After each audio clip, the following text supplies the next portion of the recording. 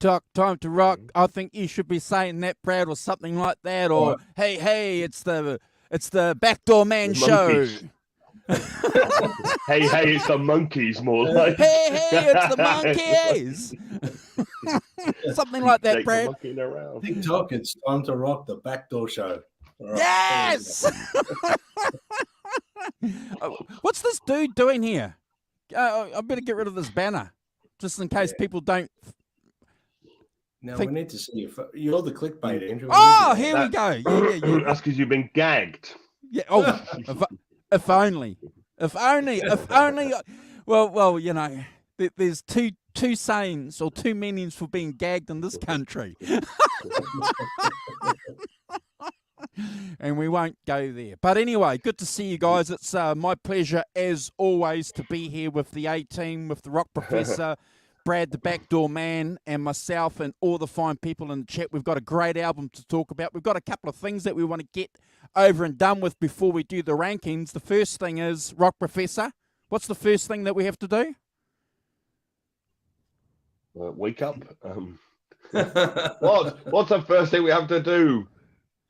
Shout out. Oh, yeah, shit. Yeah. Some news. Yes. We've got news. All right. Got a couple of things.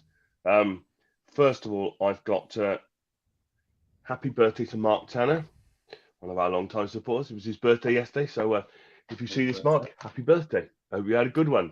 Plenty of cake in the traditional manner. Yeah. Fantastic. So cheers to you. And I'd also like to shout out Alan, John, and Jimmy from last night's show. Alan gave us a really nice shout out at the end. So, Alan, thanks for that. That's very kind. And great show yesterday with those boys.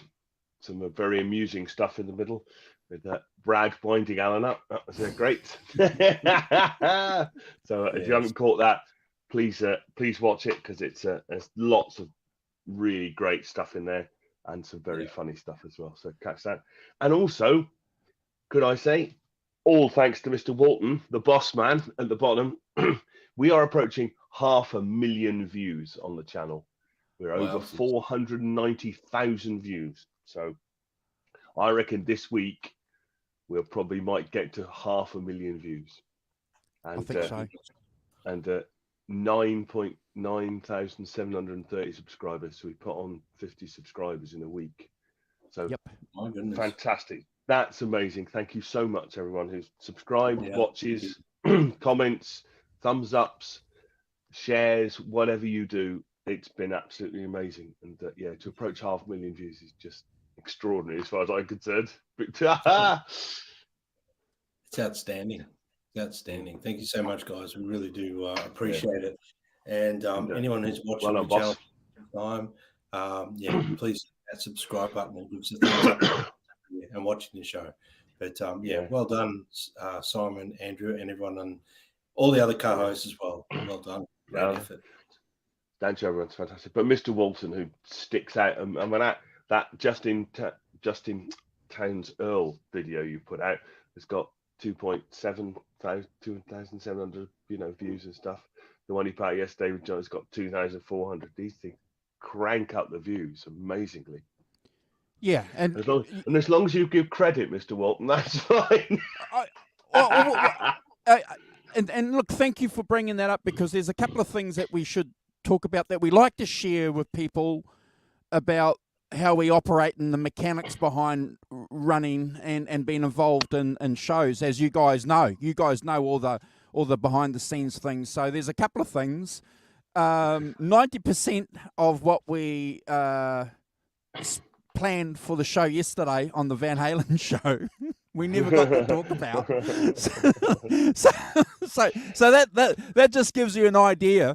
And if you're a regular to the channel, you guys know that we never do anything, and Jimmy and John never come on. We never come on unprepared. We always have an agenda of what we're going to talk about, and it's always a couple of days beforehand just to make sure that everybody's on the same page. And we go live, and everything just goes the opposite direction, which is always great. It's good to know that we can, what's the word, Brad? Ad lib, jam, jam it. Oh, Ad-lib. it's actually Improvise. a bit of credit. Give credit where credit's due. I mean, it's not easy to get on here and just ad lib and still be interesting. And I mean, you could sit there waffling and bore the hell out of people, but there's a certain. I think it takes a bit of experience, Andrew, and you've been doing this a long time, so you know how to pull people back and you know how to steer the show from the helm, and you do that really, really well. So when the show is starting to deviate, you somehow manage to pull the reins back in and as the captain of the ship and steer the ship back on into not so rough waters, mate. So credit to you, but credit to everyone. It's not easy to just get on here and discuss music unless you've got some sort of structure in place to make it interesting for everyone. Correct, and that's something that we've always prided ourselves on doing here on the channel, folks, and obviously having a bit of fun as well. I just want to back up another little thing too that the Rock Professor was talking about. So, I don't know where social media people. Social media is a weird and wonderful place, folks, and it's great, but it's got some weirdos. So. Like a lot of us, I use my mobile phone for 90% of the editing that we do. So I'll go on a Beatles website and I'll snip 30 seconds of a video that they've done on the rooftop concert, Brad, for example, and upload that as a short. And sometimes they'll allow us to play that, or they'll say, no, we only want a 5-second snip. So you'll have to edit it back to 5 seconds. And it's always good to do that, because at least you're doing something. And this dude was sending me on Instagram, I won't tell you who the name of the channel is, he was sending me these messages saying, can I give him credit? And I replied back to the guy saying, credit for what? And he said, because I edited all these videos and I spent a lot of time, and I'm going, I didn't fucking steal them from you. I stole them off the Beatles website. Off the fucking Beatles YouTube channel. So, he's okay. Off, look out. Cover your ears, he's off. So, okay, I'll credit the Beatles. So from now on, when I upload Beatles videos, Brad and Simon, I'm going to say thank you, Beatles, for the music. Yes, Just quite right. Thank you to the Beatles, yes, for doing it.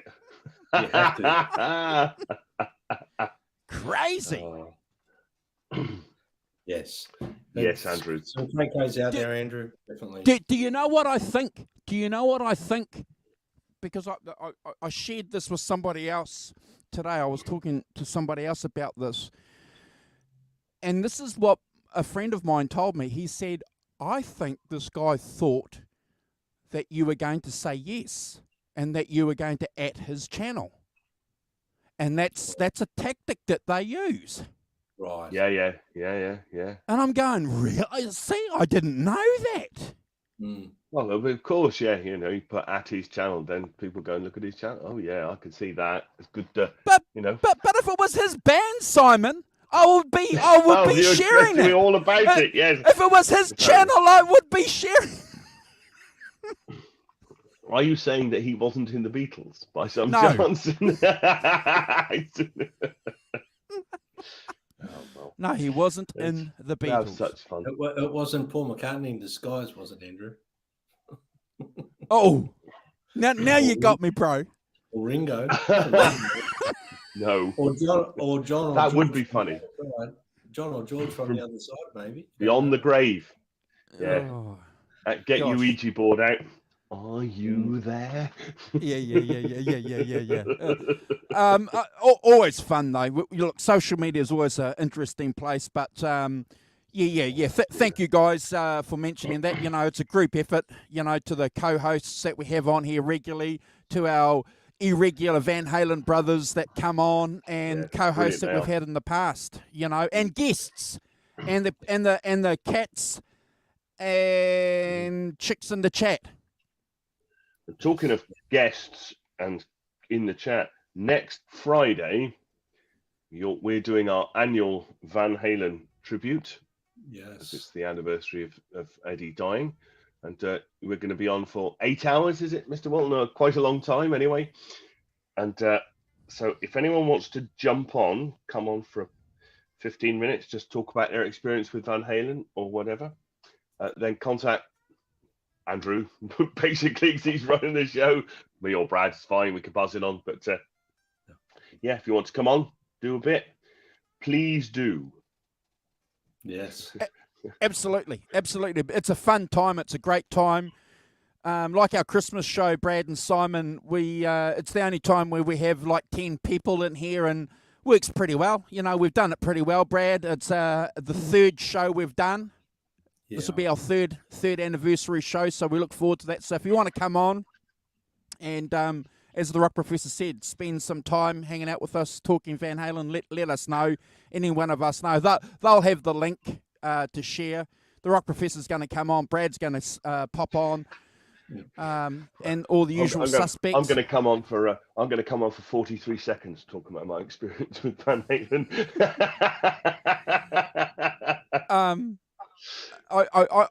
Yeah, we look forward to that. So that'll be great. That'll be a great show. Brad, we've got over 10 people in the chat, so I think you should do the first shout out. We'll get the Rock Professor to do the end one. You got your screen up there, bro? Sure have. I've got Tim Thomas. Thank you for joining us. Ellen Toll, my mother Ellen, on the show again. Thank you so much. Some guys named Simon Williams. We've got to block him. He's a troublemaker.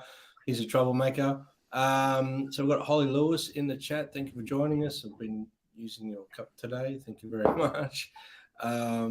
We have got Gretch Zeppelin. Hoping you guys are going to enjoy today's episode about Coverdale Page. We have got who else? There's a few people here. John ZD351. Thank you, brother. Thank you for joining us. Trouble himself. Yeah. Yesterday, in all fairness, I was just trying to match John's cheekiness online in the chat with Alan Garber. So, by the way, Alan, I wasn't having a go. I hope you realise I was funny. Of course, it's fun. I will convince you one day to like Carnal Knowledge Record. I will. I'm convinced of it. Jonas Halberg, thank you for joining us. We also have Drops Family Garden in the chat. So that's all that's in the chat at the moment, but we've got a fair few people watching. So feel free to drop us a comment here. And if you're familiar with the album we're doing, or you've done your homework, hopefully you have, put your rankings in the chat. Yeah. Got a good show today anyway, guys. Great show. Looking forward to it. Yeah. So we all done with the shout outs and everything we need to do, gentlemen, or should we proceed with the show, or anything else you guys want to mention before we go on? I apologise for swearing. I'm sorry. I get a bit carried away. My apologies. Well, you know what I mean? There could be one more swear word you said in the green room about something to do with this album, Andrew. So about Jimmy Page. So, prepare yourselves, guys. It could happen. I'm just letting you know. We did mention something. I did want to mention that this is part of our Zoso Show series. Oh, yes. So it is a very important part of the channel.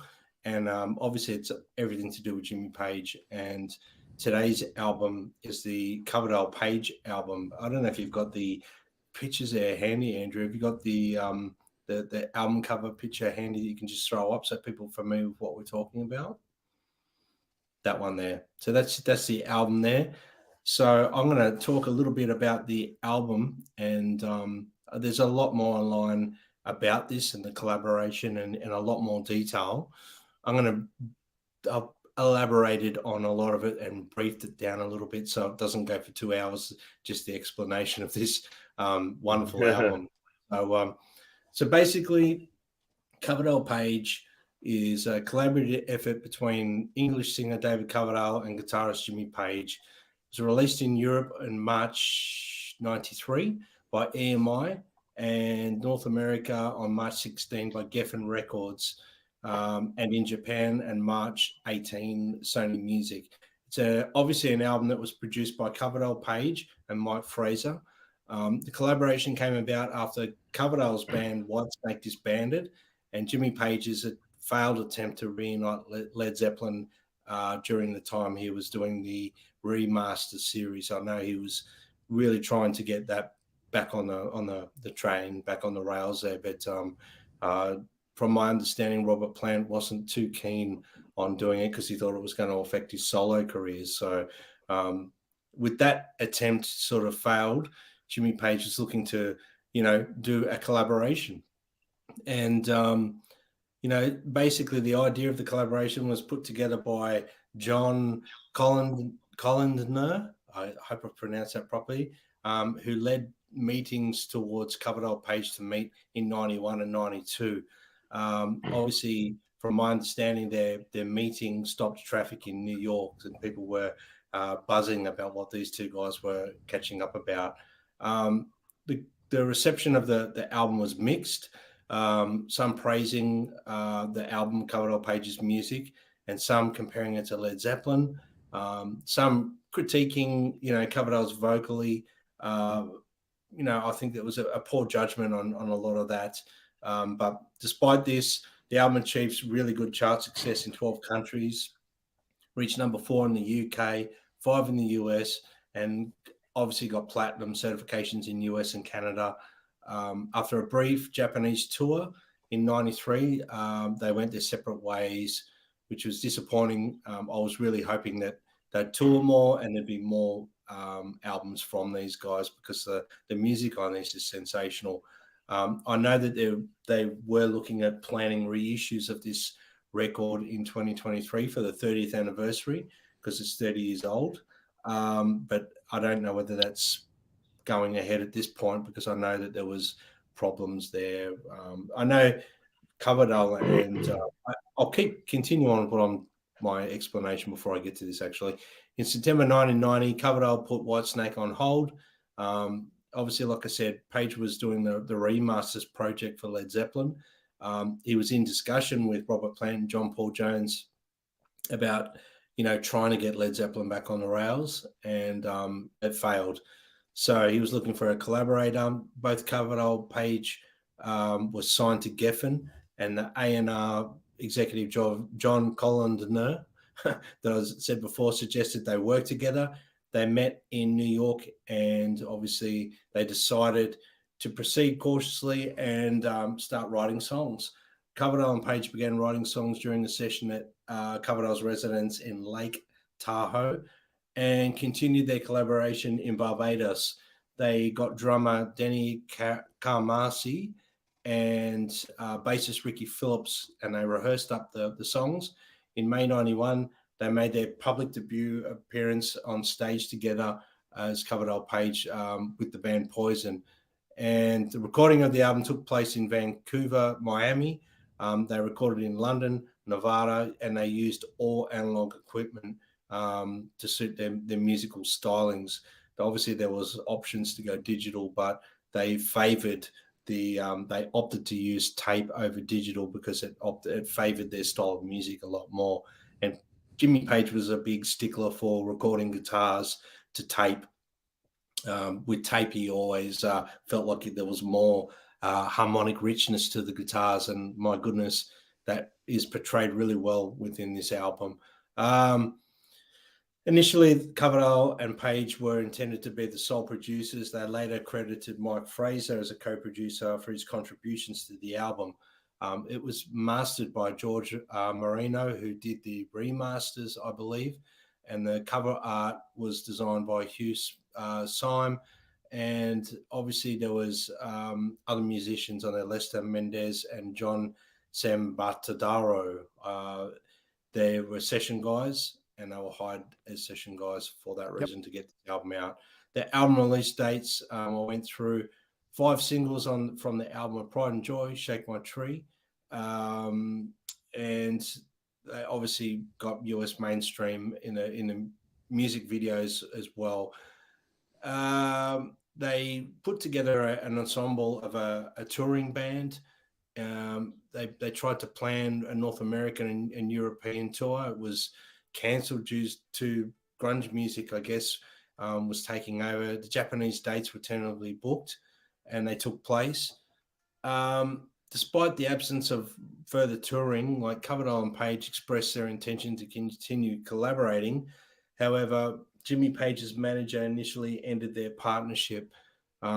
Page later performed with Robert Plant on the MTV Unplugged in '94. So, from my understanding, Jimmy Page was a big part of trying to keep the Coverdale Page thing together, but Robert Plant was not in favour of that. Obviously, like I said, the reception was varied. Zeppelin's Jimmy Page on guitar, so there was a resemblance there. They couldn't get away from it. Others were criticising Coverdale's vocals. Retrospectively, reviews have been more than positive, though, and obviously it's a highlight for Coverdale and Jimmy Page in their careers. I really think, despite the criticism, and this is why I don't like reading rock journalism sometimes and going with the reception of what an album is at the time, I think you've got to take in an album and really absorb it and make your own judgment on it, because as far as I'm concerned, it's some of David Coverdale's best singing on this record to date at this point in his career. Like I said, it drew a lot of criticism from Robert Plant, who he found it really difficult to understand Jimmy Page choosing David Coverdale as his partner in crime for writing music and his singer. He accused Coverdale of copying him a lot, which was something that he unfortunately got the Coverdale thing was cover version. Jimmy Page and was always pretty supportive of David Coverdale, but when Robert Plant started calling him David cover version, that's pretty harsh. But as far as I'm concerned, the album itself is an extremely positive. Jimmy Page wanted to put something out to let people know he was still alive and kicking, and my goodness, he did it with this album. I know, Coverdale and Page, they've spoken really positively about this collaboration since, and with discussions of doing a remastered version in 2023. I'm not sure it'll see the light of day at this point. Obviously, they were going to collaborate before COVID-19, before the pandemic hit, but I think that got disbanded for the reason that they couldn't sort of meet because they were in different countries. So, unfortunately, we didn't get to see that. But personally, guys, I'd love to hear your thoughts on the album. If I've missed anything that you guys think is imperative that we mention before we do the track rankings. Simon or Andrew, I don't know who wants to take the first one. Maybe Simon, I'll throw you in the deep end. I think you're on mute, Simon. You're right. I'm on mute. I threw you in the deep end and you weren't ready. Yeah, I was asleep. Yes, I was too busy coughing and spluttering. No, I think you're right. I think that it's been an interesting album to get to grips with. It's not one I'm particularly familiar with, and so coming at it afresh is always good. And just kind of seeing where it starts and where it goes has been great. It's as I say, because I haven't been familiar with it before that. Andrew. Yeah, it was a big deal, this album, for me when it came out, and it was a big deal here in the record buying community of my local city. It was everywhere. It was being promoted in the 2 record shops, Simon. The big thing that we've had with the album cover there, it was everywhere. It was in the New Zealand music magazines, Brad. It was a big deal. Though every single solo single, I should say, was being played on a radio station here called Rock Radio Waikato, and it was the Rock, Hamilton Rock, and it was played constantly on constant rotation. So a lot of people were listening to it, Simon and Brad. I just a couple of things. It's an album that's close to my heart. I haven't heard it for a long time, Brad. So spending some time with it this week. We've mentioned it a few times, haven't we, over the last couple of years that we were going to do this, and so every time we mention it, I listen to it. but it gets put on the back burner, Simon, because we've got all these other albums that we've got to listen to. Difficult, isn't it? Yeah. But I want to back up what Brad said on his wonderful introduction, folks. The in-depth introduction that the co-hosts here give on their albums when they rank their albums weekly, far more in-depth and involved in their research than anything I've ever done with my presentation. So I take my hat off to you guys for doing that. But I got to back you up, Brad. I wasn't reading any of the negative press at the time about this album. It wasn't until later on where I was starting to pick it up, and and when we're going to talk about the tracks too, I'm going to be sincere and honest with you, because a lot of my friends were saying, well, this sounds really good. It sounds like Led Zeppelin. This sounds like Deep Purple. This sounds like Whitesnake, Simon. And when you're a young guy going, it sounds like that, it's like, oh, these guys have ripped it off. Was never like that. It was like, this is great. It sounds like it, So that's where we were coming from, Brad, in '93. It was like, wow, and we didn't think it could have been anything other than this. What it sounded like.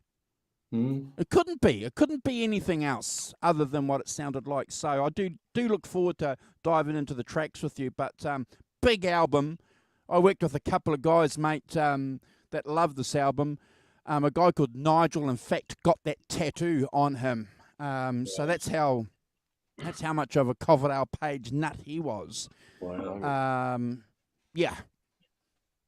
Well, for me, it was a massive moment to buy a new Jimmy Page record when it came out. I was waiting for this release. I went into the record store on the day. It was HMV Records. I went in there. They didn't have it on the shelf yet. I begged them to go look out the back. They found it. They dug it out for me. They sold it to me before they'd even put a price tag on it. And I had a CD player in my car at that time, and I went straight out to my car, and I didn't drive. I was in the middle of Sydney, New South Wales, right in the middle of the city. I drove around a corner. I found a parking spot, and I just listened to the whole album without driving from start to finish for an hour or whatever the album goes for. And I sat there gobsmacked, and it's a near and dear album to me. I fell in love with it. I was hyped at that time about Led Zeppelin. I was learning how to play guitar. I had the remasters. I was all Jimmy Page nut. I was, the biggest Jimmy Page nut in Sydney at the time in New South Wales. And and for me, I'm like, oh my goodness, if I can't have Led Zeppelin, this is the next best thing. I heard so many things that I wanted to hear new music by Led Zeppelin, but I knew it was not going to happen. So I'm hearing all this stuff going, why couldn't they have done this with, in my head, my initial thought was, why couldn't they have done this with Robert and John Paul and, say, Jason Bonham? But then after the second or third listen through, I wasn't so focused and fixated on Jimmy Page anymore. I was fixated on the songs. Yeah. And it became real apparent to me that Coverdale was the perfect person for this record. His vocals on this, I aspire to sing anything like David Coverdale. I think he's an outstanding singer. And I think this is, at this point in his career, he was singing probably at the peak of his vocal ability. Or when I say that, everything he's done has been fantastic up until this date as well. But I think he worked really hard vocally on this because he was working with one of his idols. What do you think, guys? Andrew, do you think that? Oh, 100%, 100%. And I just want to just back you up again by agreeing with you. I've watched a few videos over the years of Page and David Coverdale talking together when they've been interviewed, and it's a wonderful dynamic. You see Coverdale. I was going to say Richard because I've got a friend called Richard Coverdale. No bullshit. You see David you hear David and you see David talking, he's so eloquent. He's, the way that he talks is very proper, and the way that he talks. And you've got Jimmy on the other hand, talking a bit like Jimmy Page, a little bit working class there, eh, Simon, you know what's funny, Andrew, don't you? Is that David Coverdale comes from a place called Redcar up north. I know. He should talk like that. Hey, my name's David Coverdale. I go from Redcar. But no, sadly, my name's David Coverdale. Yeah, and where does that come from? well, obviously he's had speech lessons. That's it, brilliant. and it's reflected back in the way that he sings too. Because when you hear him talking, it doesn't take that long for you to sort of hear that voice in his singing. But it's always an interesting thing. One thing I just want to say before we kick off the show, I had no idea that they didn't know each other right through the 70s. They never met. They'd passed like ships in the night. They'd met. That's what they said. Yeah. They'd passed. They'd never really had a good sort of chat. But the one thing that I didn't say in the introduction, guys, was you're talking two really big egos David Coverdale's got probably a bigger ego than Jimmy Page, and Jimmy Page demands a bigger respect. So they both put everything aside and they just were equal on this record. They thought, let's just go in equal par. Let's just do what we've got to do. David had plenty of success with Deep Purple and Whitesnake.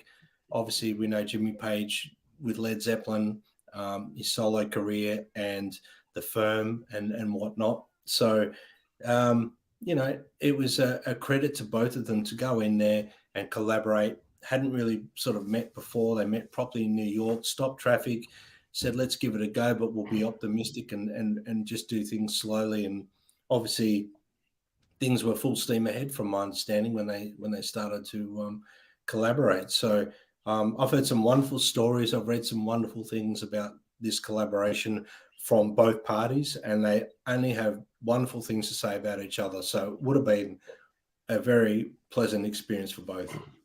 Oh, 100%.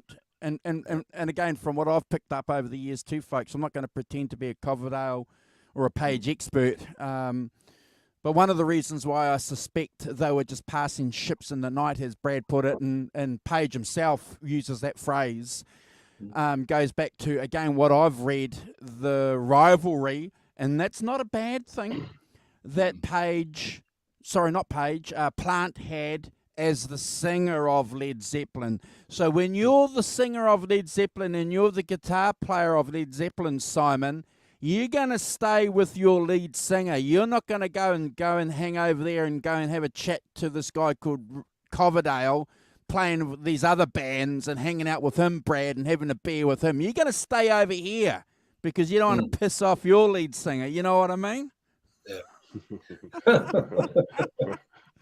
So, I suspect there was a little bit of that going on, and that's not a bad thing. Yeah. And just quickly, John, yes, whenever I walked in my record stores that I went to, they always used to go, oh, not this guy again, I'm sure, because I used to give them, I was a right pain in the ass. Yeah. But anyway.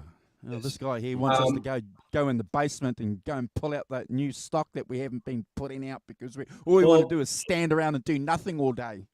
In all fairness, though, I'm a music fan, and when the release date says, hypothetically, 13th April, and I rock up on the 13th April and it's not out, and they got it sitting out the back, that's pretty disappointing for the artist. Well, the Rock Professor made sure that all their albums are out when he worked in his record shop. Yeah. So they're always very slack getting new albums out, and it used to annoy me that, I'd be sitting on the edge of my seat waiting for an album to come out, and on the day I'd drive in to get it and it wasn't out, I'd be like, where is it? I'd be wanting to know where it is. So but anyway, as an artist myself, I know that would really piss me off. I think that would be disappointing for anyone. I want the CD. Getting in. What's it? Once we had I used to get deliveries on a Wednesday in the record shop. I can't remember what the album was, but once we got 1,136 copies of something, which for us is completely mad. And I was like, what have they done? And what they've done is they had taken the serial number of the of the album and delivered us what number that was. So it was CHR 1156. They delivered us 756 of this record. Was it ABBA? Probably we only needed one. So it wasn't ABBA then. Wasn't an ABBA album? No. But I've told this story, but you can't tell what's. My boss ordered this out, 25 copies of this album called Back to Boogie by Neville Dickey, and I thought he'd gone mad because I'd never heard of it, and when I saw him, I said, "Oh, by the way, this came out. I don't think this is right." And he went, "Oh no, I ordered 25 copies of it," and I'm like, "What?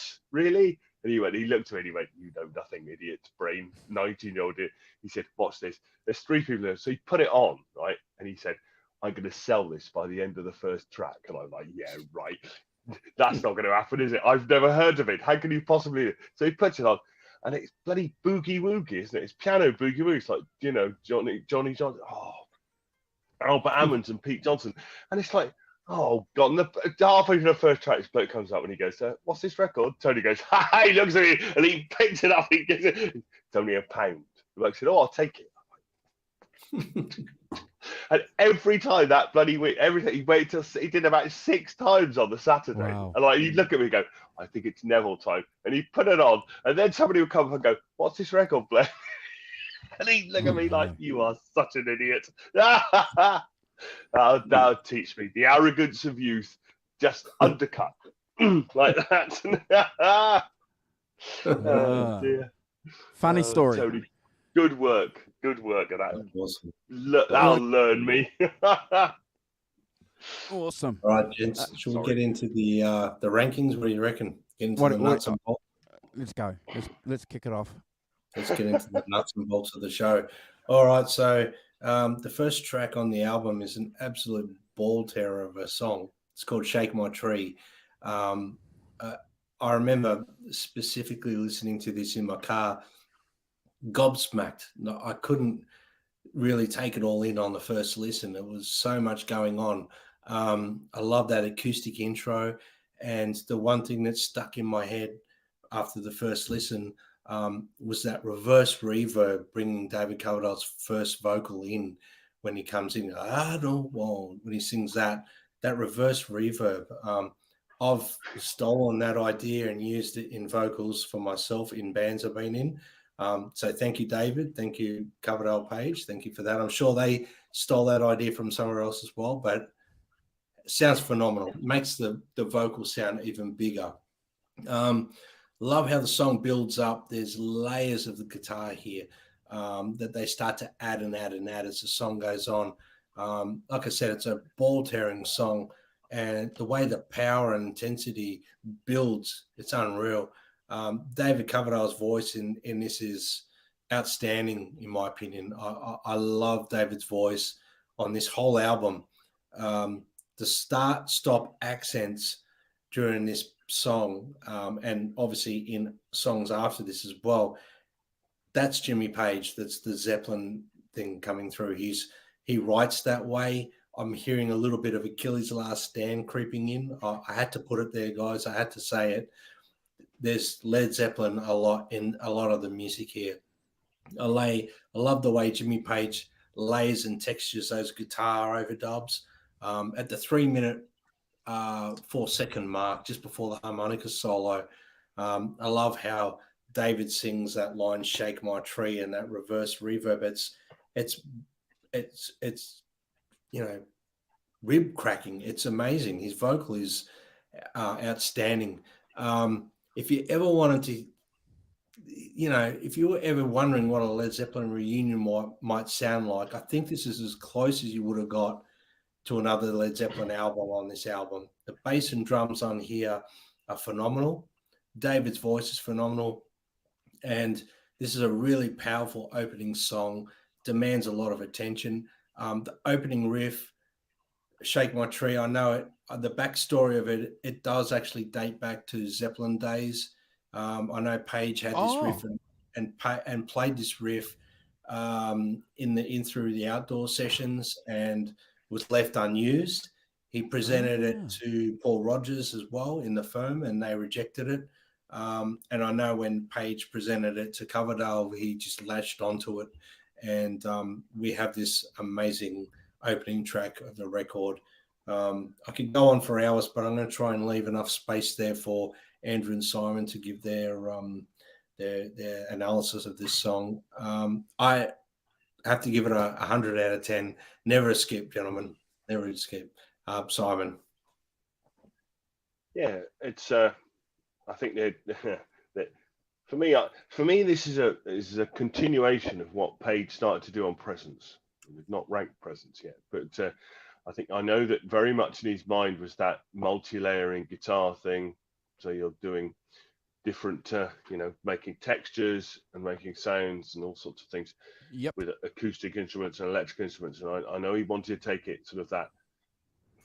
Guitar orchestra is a bit extravagant, but in that sort of direction. And clearly, this is like the step on from that, where he's taken that idea and expanded into it.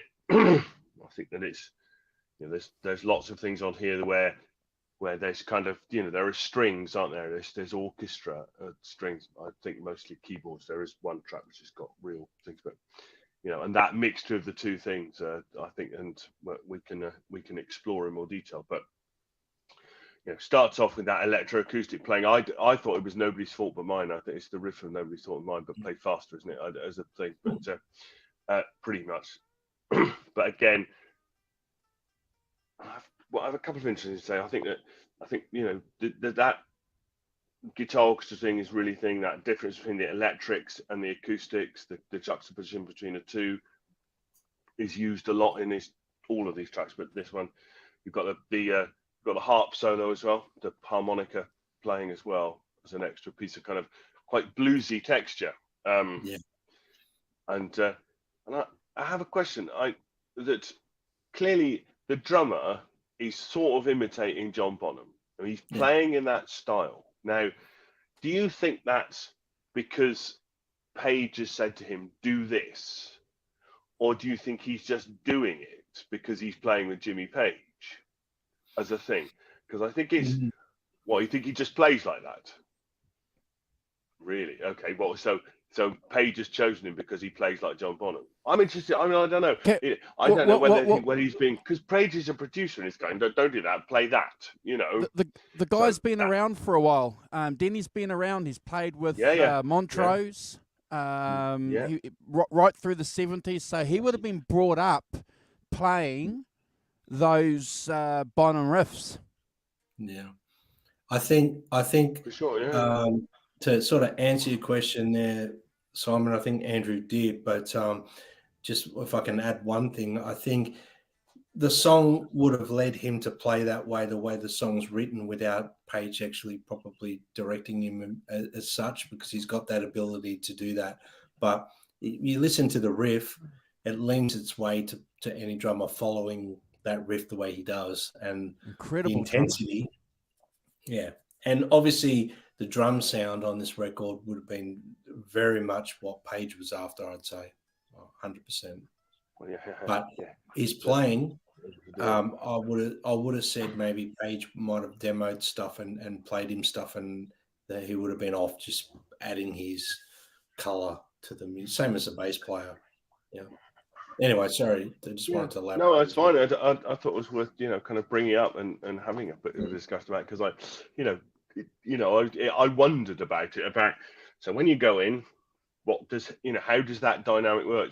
Does Page say, do this because I'm doing this? Because clearly there's quite a lot where the drums do something and Page will stop and the drums will do something and then Page will start, and you go, all right, I understand that, that dynamic between the two players and things. And we know that Page and Bonham played a lot off each other, with each other, against each other, and that's how that dynamic worked very much, as a that three-piece thing, and they worked together, Jones and Bonham and Page, to create that, and that dynamic following each other and all those things. Like, I think that it's fantastic drumming. I'm not criticizing the drumming at all. It just struck me that I don't know if when you go in, how much of that comes up as a conversation and how much of that is something that you say to the drummer. You know, I want you to do this rather than this. I want you to play this, come back off the beat for these bits. You know, whatever.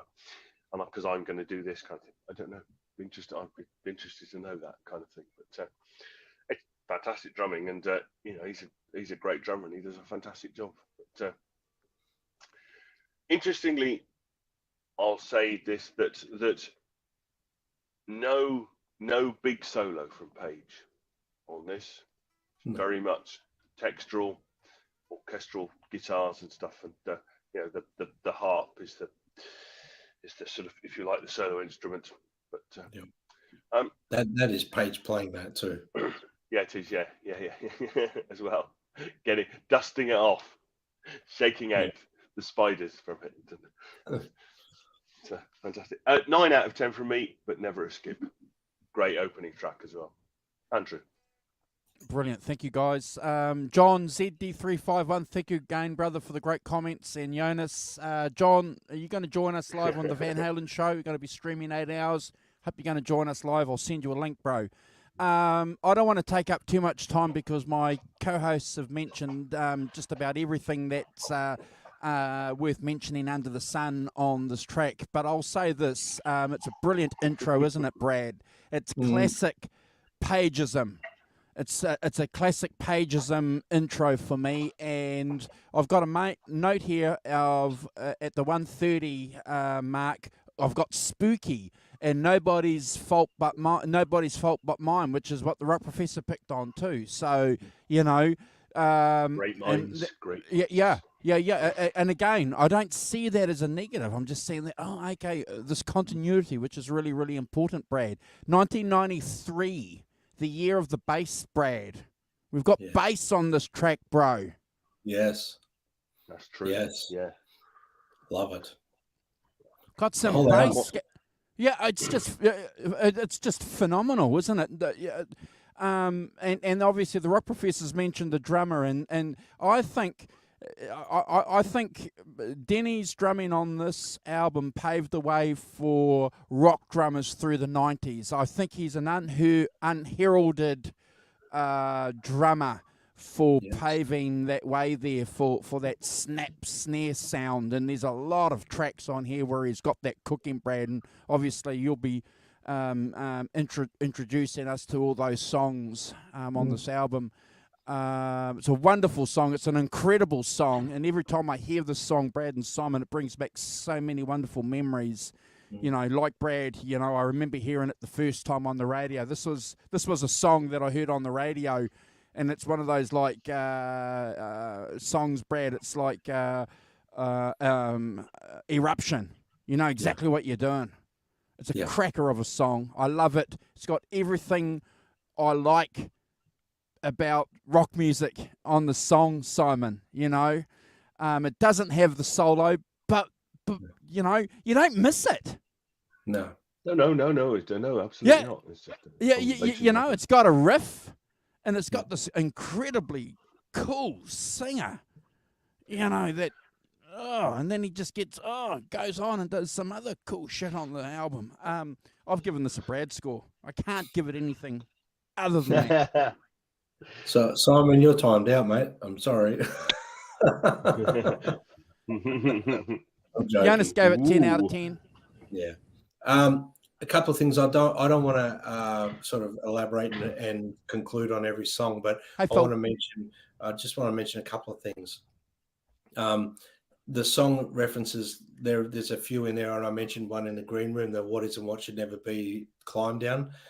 There's that in there. There's a few things. I 100% back everything you guys have said about this, but I want to mention they didn't want to make it a guitar fest record like solos everywhere. They wanted to make great songs, and there's a great interview on YouTube with Coverdale Page discussing song for song. You know, I watched it just recently. I know that video. Yeah, I've seen it a lot. I watched it again in my preparation for this show, and I didn't want to steal their stuff. You know, I wanted it to be my things that I'm talking about. But yeah, the record, the intention behind this record was Jimmy Page was only going to play what's needed for the song, not to do a standout solo on every song, because Coverdale had enough of that by that point as well. That's a very important point, because in Whitesnake he'd work with guitarists that just wanted to get to the solo all the time. I will say this. It's very Zeppelin, but this is the one thing I wanted to elaborate on, and I won't keep going on about this. The lyrics are very, very Whitesnake, okay? So I'm going to read out a couple of things for you, and you can hear it's something off, Slide It In, or, you can hear that cheeky Coverdale lyrical content. So here's some of the lyrics. Take me to your river, baby, take me to your sea. Purify my soul, pour your ocean over me. Lead me to your chamber where you sleep at night. Scratch your name across my back, make me feel all right. You're the best time I have ever had. You look so good, or baby, you must be bad. Diamonds on your ankles, sapphires on your shoes. Little gems of wisdom chase away my blues. Mama's little princess, daddy's pride and joy. I'm like a kid at Christmas playing with your toys. So I won't go into the rest of the song, but that's I can hear a Whitesnake song out of that lyric content. So Coverdale's contribution is still important here. He came up with the melody for this song. He sung over that thing that Led Zeppelin rejected and the firm Paul Rodgers rejected. He came up with something for this song to make it what it is as well. So equal partnership there for this song. So I'm not going to conclude on every song, guys. I just wanted to bring that up. Waiting on You, next song. Mate, what a tough guitar way, guitar sound, the tough riff, the way that, that sound is coming is outstanding. It's outstanding on this whole record, actually, this guitar tone. This is a wonderful song. It's a little bit laid back compared to the first track. It's got wonderful melody. David's voice sounds incredible. There's layered, textured instrumentation of Jimmy Page, that orchestration of guitars, or the guitar army that Simon sort of mentioned. The drums, phenomenal in this, and the bass. The chorus is catchy. The 2 minutes 13. It's got that wonderful little guitar interlude. And there's wonderful rhythm guitar underneath the lead guitar section. Jimmy Page spent 12 months recording his guitars, I think. Through this whole record, he spent 12 months recording his guitar tracks, because there's a lot of them, like the Presence, Achilles' Last Stand vibe. He just layered guitars on every song. It's a wonderful display of the genius of Jimmy Page and the things that he does musically throughout songs. The rhythm section is perfect for this whole entire album, and it's really outstanding on this track as well. So I'm going to leave a bit of space here for Simon and Andrew without taking the cream of every song, but 10 out of 10 and never a skip for me, guys. Simon. Yes, I mean the opening is definitely it's a typical Page blues rock riff, isn't it? It's got a kind of shades of Zeppelin and things. Surprisingly, got the pan guitars as well, as you said. As we said, and we're probably going to say quite a lot more on this record. That those multi-layered guitars, with different textures and different things, is really the important thing.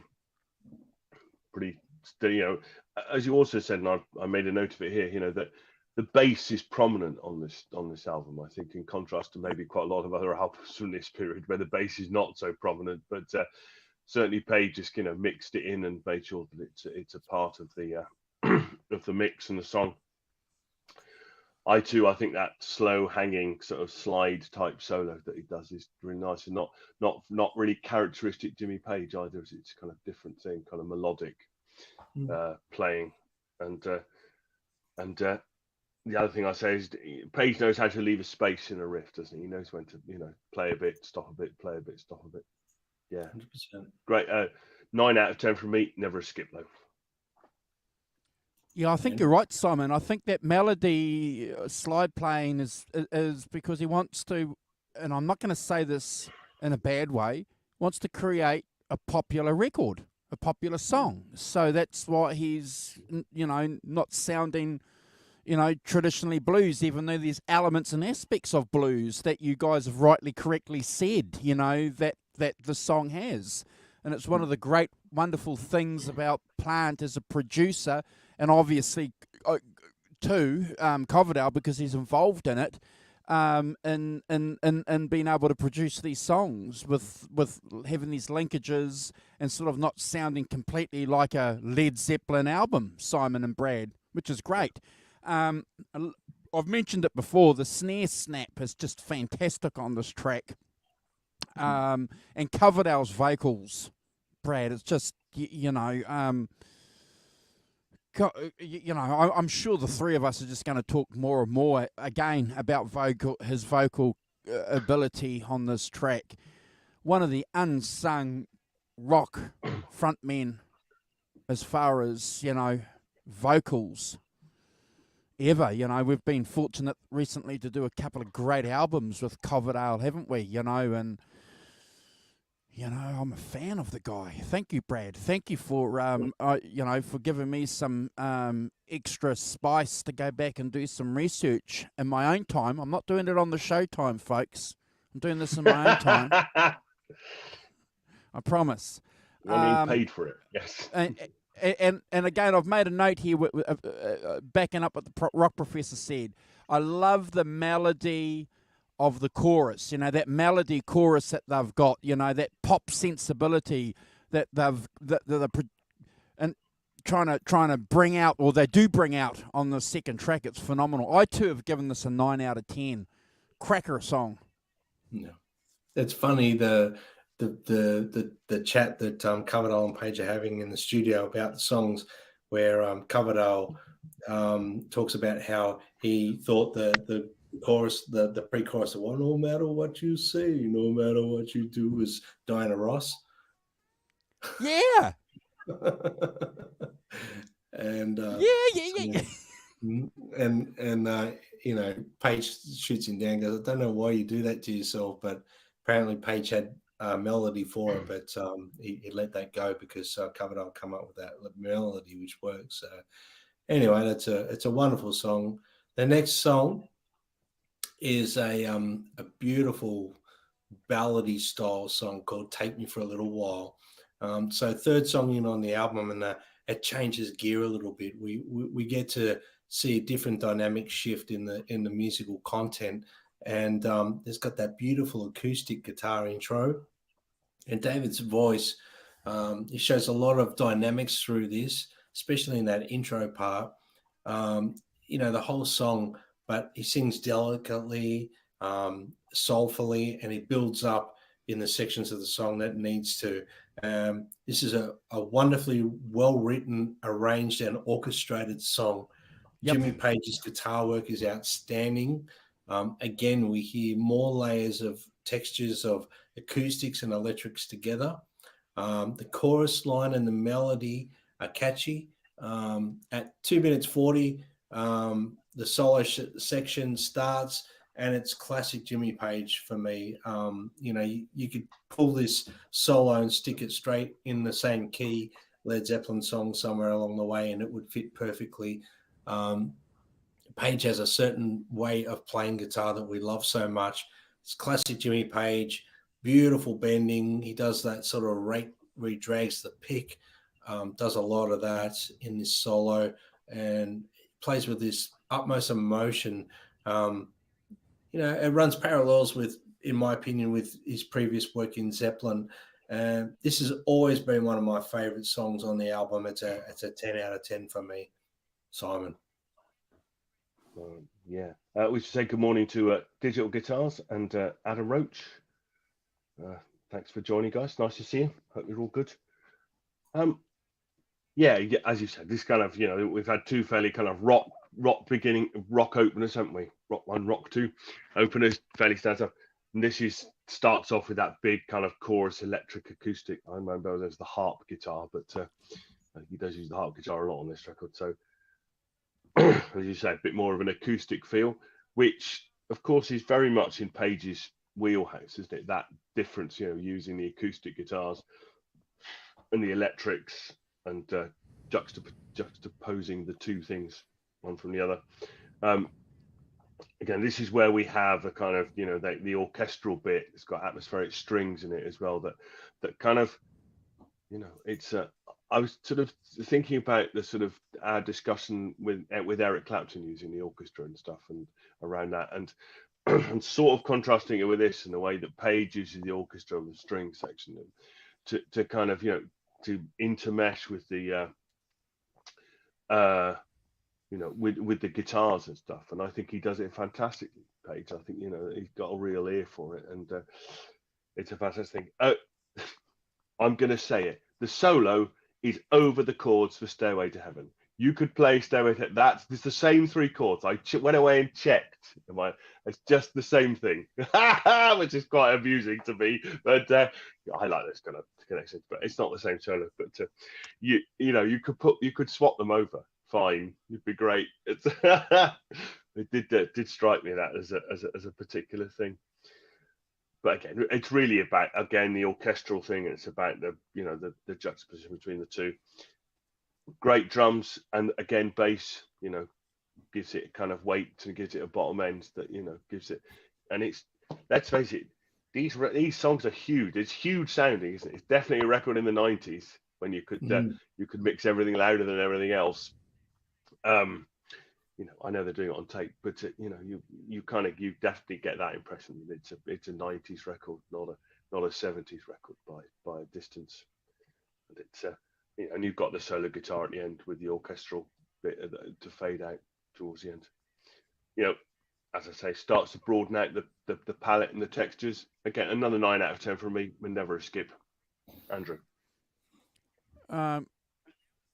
Guys, can I just do a shout out to our friend Adam Roach in the chat? Guys, if you're here in the chat and you haven't subscribed to Adam's channel, or if you're watching on a replay, go and check out Adam, please. He's a great friend of our channel here, based in Melbourne. He's another Aussie. Got to look after the Aussies.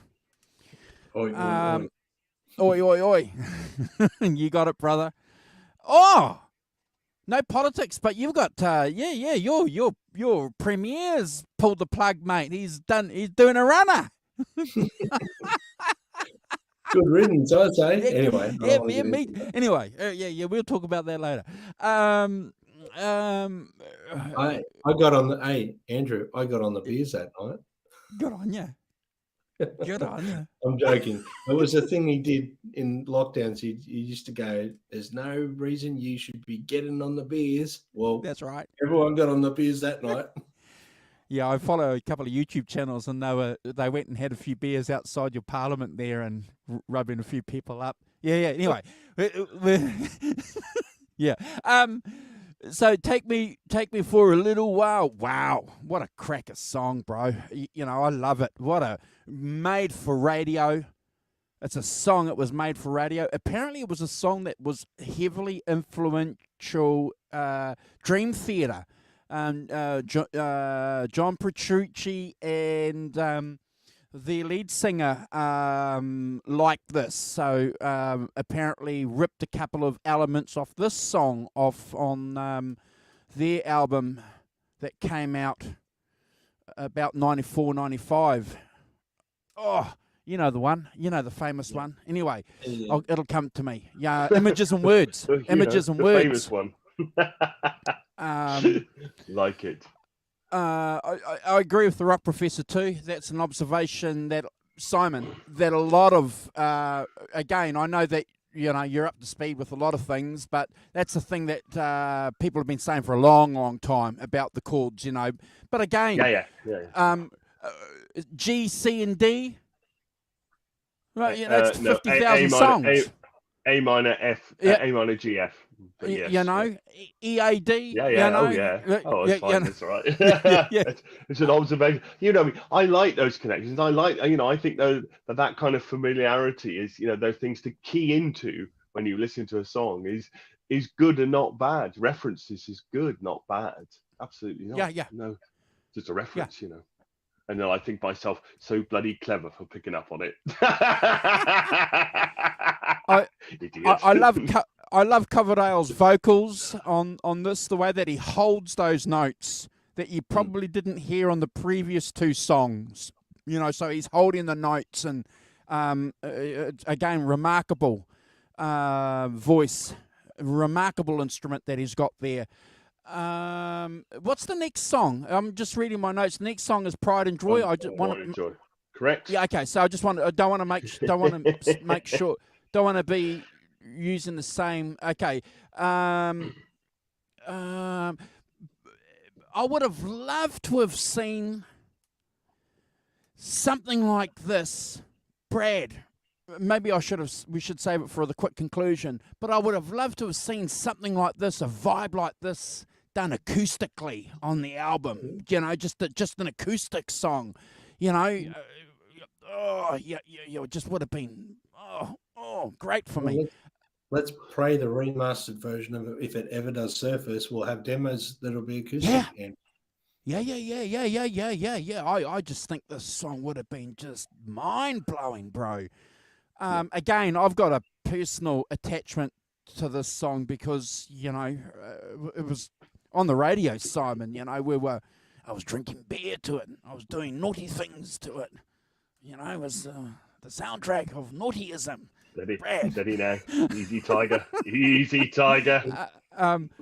Look, I've given this a 9 out of 10 too. I can't give it anything less. I'm not going to give it a 10, Brad, but a solid 9, bro, and never a skip.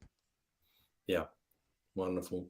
Now, I've just got to state that I gave song lyrics before to the wrong song because my browser changed the song lyrics. So the song lyrics I read out were for... Oh, yes. Not for Shake My browser changed the lyrics. Yes. No, it scrolled up by accident. I don't know how I did that. But anyway, so the lyrics I read out were for this next song, Pride and Joy. So Pride and Joy. Listen, what a song. I don't really know where to start with this one, and I'll keep it short and sweet. I believe the introduction's played with an acoustic guitar and a dulcimer. I think David Coverdale plays acoustic on this song as well. There's a wonderful vocal here from David Coverdale, singing over the top of those orchestrated guitar parts by Jimmy Page on this song. Once the Les Paul overtones sort of come in and accents on the drums, the song really takes off, and it's all power. This is a wonderful blend in a song of structure, orchestration of parts, arrangements, songwriting, lyrical content, acoustics, Les Paul, electric guitar, drums, bass, all mashed together. It's just like this power package of a song. I don't really know how to describe it any other way. This is what Led Zeppelin would have sounded like to me in the 90s if it was with Jason Bonham. That I'm assuming this is what we would have got, or even still, if Bonzo didn't sadly pass away and Zeppelin proceeded to keep going, I'm sure this is what we would have heard through the 90s with Zeppelin, this style of music. I think it's a wonderful song, and David Coverdale, such amazing lyrics and vocals, even though they're very Whitesnake lyrics, but it's a very Zeppelinized song.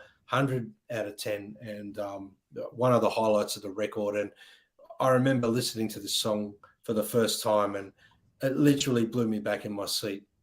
Well done, Simon. Well done. Yeah, it's I pick up on your point. I think it has that updated acoustic electric contrast. That he started off in Led Zeppelin. I think that it's my ear says that the vocals are treated. There's some sort of phasing effect on them, some sort of effect on them. Yeah. There isn't. Yeah. And you've got that stop-start, that classic Jimmy Page stop-start electric riff over the bass and drums that is very him, isn't it? That thing. Oh yeah. And you've got a harp solo. John Harris playing a harp solo again, not a guitar solo, which is cool. Yes. And some very Bonham-esque drum breaks and things that I gave it a 10 out of 10. I think it's a great track, and you can see why they chose it as one of the singles and stuff. And it's 10 out of 10 for me. Never a skip. Andrew. Yeah, I have to agree with you guys. It's a phenomenal song. Outstanding video too. It was a hot video. I'm just going to back up everything that my co-hosts have said. You know, it's got the harp, powerful intro, as Brad said. It's just full-on power. It's just power. It's what you want. It's rock and roll. It's power, baby.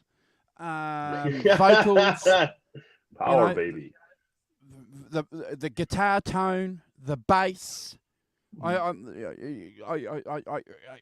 have to agree with Brad too. You know, if there's anything that what Led Zeppelin could have been like in the 90s, you know, there's a lot of hints on this album, bro, and that's again not a bad thing. It's not a bad thing. I just think it's phenomenal. And I'm going to say it again. When I was listening to this album, we were going, wow. You know, this is just great. And I think, you know, in 2023, I think if they re-release it, I think it could be a vehicle for these guys and for every other album that they've done for every other band. So pull finger and re-release this. Yes. 10 out of 10. Can I ask a question? If you're, it occurs to me, I can't imagine, having listened to it quite a lot of times this week, I can't imagine, what would you do to improve it sonically?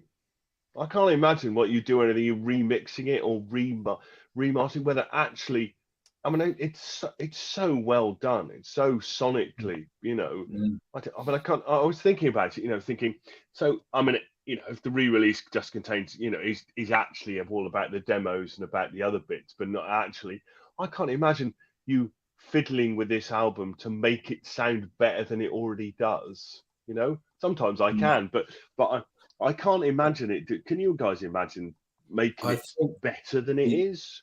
I heard rumors that they were going to just remaster the album, the original mix, just so that it's a bit sharper and a bit like bigger, which I can't imagine that. Really? Probably a bit louder, Simon. But I did hear rumors. I can't imagine that. I just hear rumors that Coverdale wanted to do his mix of the record, and Jimmy Page wanted to do his mix of the record differently after all these years of what they probably would have mixed it. And then another, but I don't even know if they've got the master tapes anymore, so I'm not sure they can do that. Yeah. My advice would be, if it ain't broke, don't fiddle with it. You know. You know, I'll be honest with you. I'll be brutally honest. If it's remastered, I'd probably give the Coverdale mix and the Jimmy Page mix a listen through once and just go back to the original mix that I like. Well, just use it for a vehicle, maybe for releasing other songs from around that era. Brad, you know, there was 4 more songs that they recorded for this album that didn't get put on, so that would be nice to hear them sonically remastered, Simon, because I've got bootlegs of them, and they're very very dark, and they're filtered a little bit. They sound a bit messy. So I'd like to hear them clear. Anyway, as I say, I've clearly played it from Spotify, but you know, in my car and on my stereo and stuff like that, you know, and it sounds immense, and you think, well, I don't know what you're going to do to remix it. But it's like, I can't imagine it being, you know, quite a lot of records, you know, you can think, oh, look, there's quite a lot of difference, and you know, and it sounds a lot better, and you know, the 24 night stuff and things like that, you know, there's a difference, but I can't imagine there being much difference from these, I have to say. But we'll see. We'll see. I mean, it sometimes it's just an excuse to re-release it too. Oh yes, of course. 20th anniversary or 30th anniversary. Yeah. Oh, that's right. Yeah. Just thought I'd ask the question, you know, as it occurred to me. Well, we might do one more song and show some photos, Andrew and Simon. What do you think? Yeah, cool. Let's do Over Now and then do picks. Yeah. All right. So Over Now, let's get this going. Over Now, it's an amazing dense riff with that guitar tone that drones. It's unbelievable. It's a darker song. It's got a darker edge to this song. The way the drums come in on the off time sounds phenomenal. It's got a sludgy feel on the drums. It's got like that halftime feel behind the beat. Very bottom.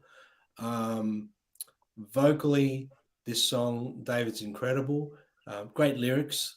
There's a wonderful display of guitar overdubbing and orchestration through this whole album, but this song is a perfect example of Jimmy Page. Jimmy Page is a true master when it comes to orchestrating guitar parts for a song. He's demonstrated that so many times throughout his whole career. This is an absolute ball-tearing guitar tone he's got on this song as well. He's blended in some acoustics, which sounds. He's the master at doing that, blending acoustics and electrics together. Again, it's another well-structured song where the guitar interlude is. The bridge section is phenomenal, where he uses the wah pedal. He's employed that for a section there. The outro vocals are right up there. Like David's really, singing quite high, and he makes a joke of it in the interview I was talking about earlier, where Jimmy had him screaming at his age again. And he thought, he didn't think he'd have to do that no more at his age, and he had to get right up there because Jimmy was pushing him. But I firmly believe, like I said at the start, David Coverdale would have been excelling and trying to really push himself as a vocalist because he was working with one of his heroes. All I can say, for me, it's a 9 out of 10, and it's never a skip. It's a wonderful song, Simon. Yeah, I think that the key thing for me here is the kind of that thing that Page has done quite a bit is that Arabic Eastern influence in it. It's almost like Kashmir type influence with the orchestra, and playing with the electric and things, and that's that for me has a very similar kind of vibe. Not the same song at all, but very similar vibe to Kashmir in that sound sonically, which I think is fantastic. And as you said, Brad, that halftime kind of heavy drums, give it that vibe as well. The wah wah enhances that, and I think this is,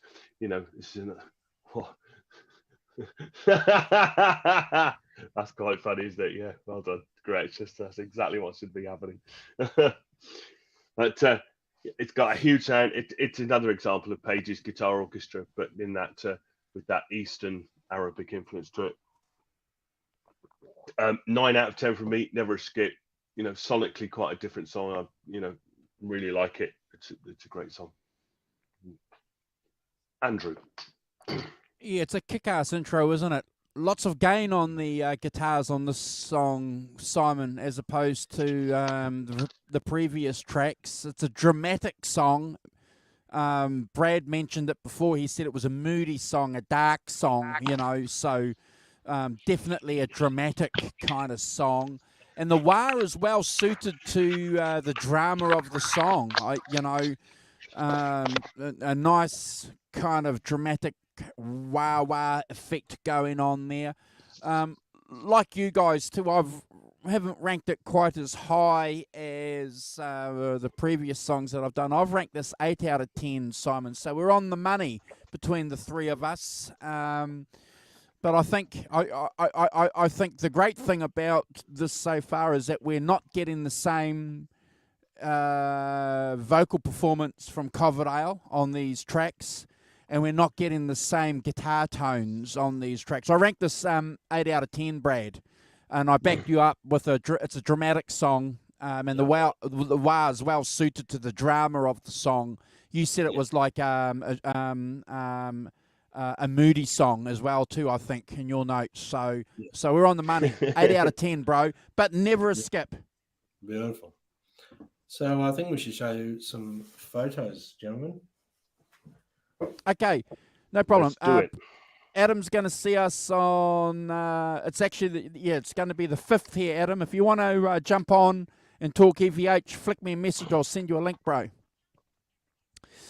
Right, give me a second, gentlemen. Okay, so as Brad asked me to do for you guys before, this is the show card we did. Here's the album cover. Yep. It's a great album cover. Great album cover. And I'll just go through from top to bottom, bro, and you can talk about them and make comments. What does it all mean? Professor. My name is David Coverdale, and this is my Coverdale page. That's he looks so serious all the time. You know, he's got that real serious look about him. But that's a really great photo. Actually, shows them. Have you noticed in a lot of the photos, it's like Coverdale's taking a bit of a backseat to Jimmy Page in a lot of the photos. Have you noticed that, or is that my observation wrong? Or No, that's exactly the observation I was going to make, Brad. Look, Page is yeah, in the front. you Who's always the got, boss? it's like, you know what, the big boss man. I'm just going to stand right here next to him. Well, Page is the magician, isn't yeah. magician? So, yeah, definitely. Anyway, so there's a more recent photo of them a few years back at a White Snake show.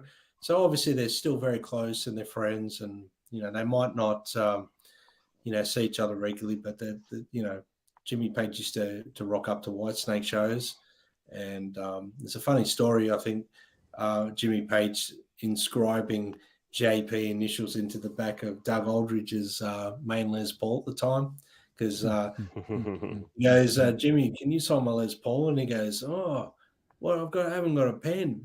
And he goes, that's all right, just use the fork. So he scrapes JP in the back. Yeah, dear Mr. Aldridge, try selling that 30 years later. Yes, it is Jimmy Page. Really? It's not like a signature, is it? Scratching him with a fork. Yeah. And I mean, look, that there, if you look at that, that's a bit of a cheeky photo. I'd say Jimmy Page would have just been like, whatever, David. That's something David would do. That the cheeky side of David is always comes out. I don't know what they're whispering to each other there, but they did a lot of promotional shots. That's a photo of Jimmy Page there with his trance performance guitar, which is highlighted a lot in this record, including the rhythm section underneath one of the harp solos in Shake My Tree, and some of the other songs coming up as well, Absolution Blues and a few other ones we're going to get to. I've always loved that photo there. There's just something really mystical about that photo. Mr. Page there looking. There's always a lot of hair in their photos, isn't there? Don't you think? Yep. Yeah, it's like they got hairdressers like at the side of the photo shoot in every photo, 100%. With any luck. Let's get the buff happening. But a very serious look there from them both. But yeah. Okay, so this is a photo of the back of the Trance Performance guitar. So that's the back, the electronics of it, and the pictures down the bottom there are three. He's got three Trance Performance guitars. That one there has got, if you have a look, there's a little LED screen on the top of the guitar. So that tells you what tuning it's in. Yep. Mm-hmm. So when you press the buttons on the front, you can save a number of tunings into the actual guitar. And Jimmy Page discovered this by a YouTube clip being sent to him of a guy playing the Rain song in standard tuning, and goes, it's too hard to play like this. If you press this button, and it goes to the Rain song tuning. And Jimmy Page had heard about it, but never really believed it. It was like, well, so the minute he saw the YouTube clip, he made contact with the guy who did the Trance Performance guitars and said, I want one. So you can see the buttons on the top near the toggle switch on the top left there of the body of the guitar. And are they just tuning buttons? Are they, Brad? Each tuning, one's a different tuning. Yeah. So yeah, he would tune and he uses as an effect, and we'll get into that in a couple of the other songs coming up as well. It's very predominant on one song. At the head of the song, you hear it a lot. You can see the self-tuning mechanism where the bridge would normally be on a Les Paul there, the stock bridge. So that's in the studio. He used a few different amps, and I know he did use a 5150 PV. He used Digitech 21 effects, and that Wizard amp was in the studio when they were recording, and he ended up buying one because he said it was a really punchy amp. So That obviously he's put in his anthology book. So obviously that's something that he would have used a lot on that record, because he wouldn't have put it there for that reason. And there's an acoustic there as well that he used in the film clip and probably on the song as well. But those little pictures there, I have to give credit to his anthology book. That book there, I pulled a few of those pictures from there. So I'm not trying to do any wrong by doing that. I just wanted to explain a few of those guitars that he was using at the time on the record. Interesting. Yeah, cool. Very cool. Get that book, folks. It'll cost you you a haven't little got bit this of money, but it's a great book. If you haven't got this book, you need to get it. Very heavy. Yes. My partner Jackie bought me this, and it's one of the best books I've got in my collection. It's fantastic. It's a great book. Yeah. Every time I open it, I discover something new in it, guys. Have you known that? Good. It's weird. Yeah. I look at something and go, "What? How come I haven't seen that before?" So there's a lot there that I haven't discovered in the book, obviously. And I've read it. I've looked through it that many times. It's unbelievable. So the next song, gentlemen, is a song called "Feeling Hot." I know that they wrote this they thought at the time it would be a set opener, even though they didn't open with it.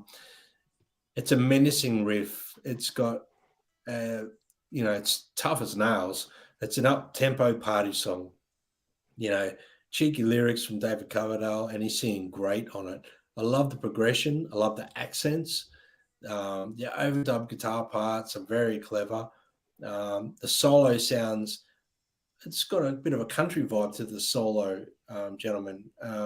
Almost, Hot Dog from In Through the Outdoor. I'm hearing a little bit of that there in the solo. Great vocals, like I said, and lyrics. The middle section, where Coverdale's doing the whoa, whoa, that bit. I love that part of the song. It sounds phenomenal. Love the outro part of the song. Like, there's a few different parts to this song. It's not just the same three progressions. There's a few different parts of the arrangement. The outro part's really powerful. Sounds tough. I gave it a solid 8 out of 10, gentlemen, and never a skip. Simon. Yeah, I think that it's. Yes, I didn't really go for this myself. It's not. I don't know. I couldn't. I found the lyrics really annoying, to be honest. It's like moving to the left of you, like, oh, David, give it up for God's Woman sake. to the left of me. Yeah, Woman to the right. Yeah, you all feel it up. All right, enough. Get back in your box, for God's sake. Seriously. It's got a wide cheeky. Yeah. I know. Cheeky is one way of putting it. Oh God is another way of putting it. I couldn't really get past it, to be honest. You always like you something annoys you. It just it just annoys me, and I just like, then I can't get past it because I'm old and stupid. But it's I think I agree. The solo is a kind of rockabilly solo, isn't it? Kind of fairly perfunctory sort of thing. I viewed this very much as a kind of filler thing, and I would skip it sometimes. I have to be in the mood to get past it. I know it's not very long, but so I gave it a 6.5 out of 10. But yeah, as I say, it just annoyed me and continues to annoy me slightly. It's a thing. Fair enough. No, you're on the money. You're on the money, Rock Professor. I'm going to back you up. I'm going to back you up. Oh, thank you so much, Andrew. Well, over to you. If there's one song on here that's got a Whitesnake feel to it as far as the lyrics, that's my notes here, Brad. It's this bloody song, hasn't it? And the Rock Professor's told you why. It's look. There are some endearing things about the song. You've said it, Brad. David sings wonderfully well, almost falsetto, doesn't he, on this track? But again, look. How many times do you have to sing? Do you have to have a rock? Oh, look, rock and roll's about woman to the left of me and woman to the right. Okay, I get that. I get it. I wish. Get it.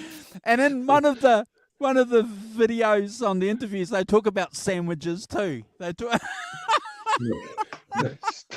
Enough. Stop that now. It doesn't Oh, get no, any better. not me. Not me, Coverdale and no. Page. Right? So obviously this is a byproduct from one of those experiences, Brad. Look, I've given this a 6 out of 10 too. Sometimes a skip, but it's a filler. It's an album Look, filler. In all fairness, I was saying one of the songs that there's a fantastic song they didn't put on this record called Saccharin. I would have put on this album. I would have removed this song and put Saccharin on in place. Yeah. Oh yeah. Well, we were talking about that. We're trying to at the start of the show. Yeah. This is the song. Yeah. Yeah. So the next song, gentlemen, is Easy Does It, and I have to say this song has grown on me over the years a lot more than initially. Even though I enjoyed it a lot when I first heard it, because it's a deep track. It's got a lot more going in it than you probably initially hear. When you go really deep dive into this track, there's a lot going on here. There's a lovely 12-string acoustic vibe going. I'm guessing it's an open tuning. I haven't tried to play this song.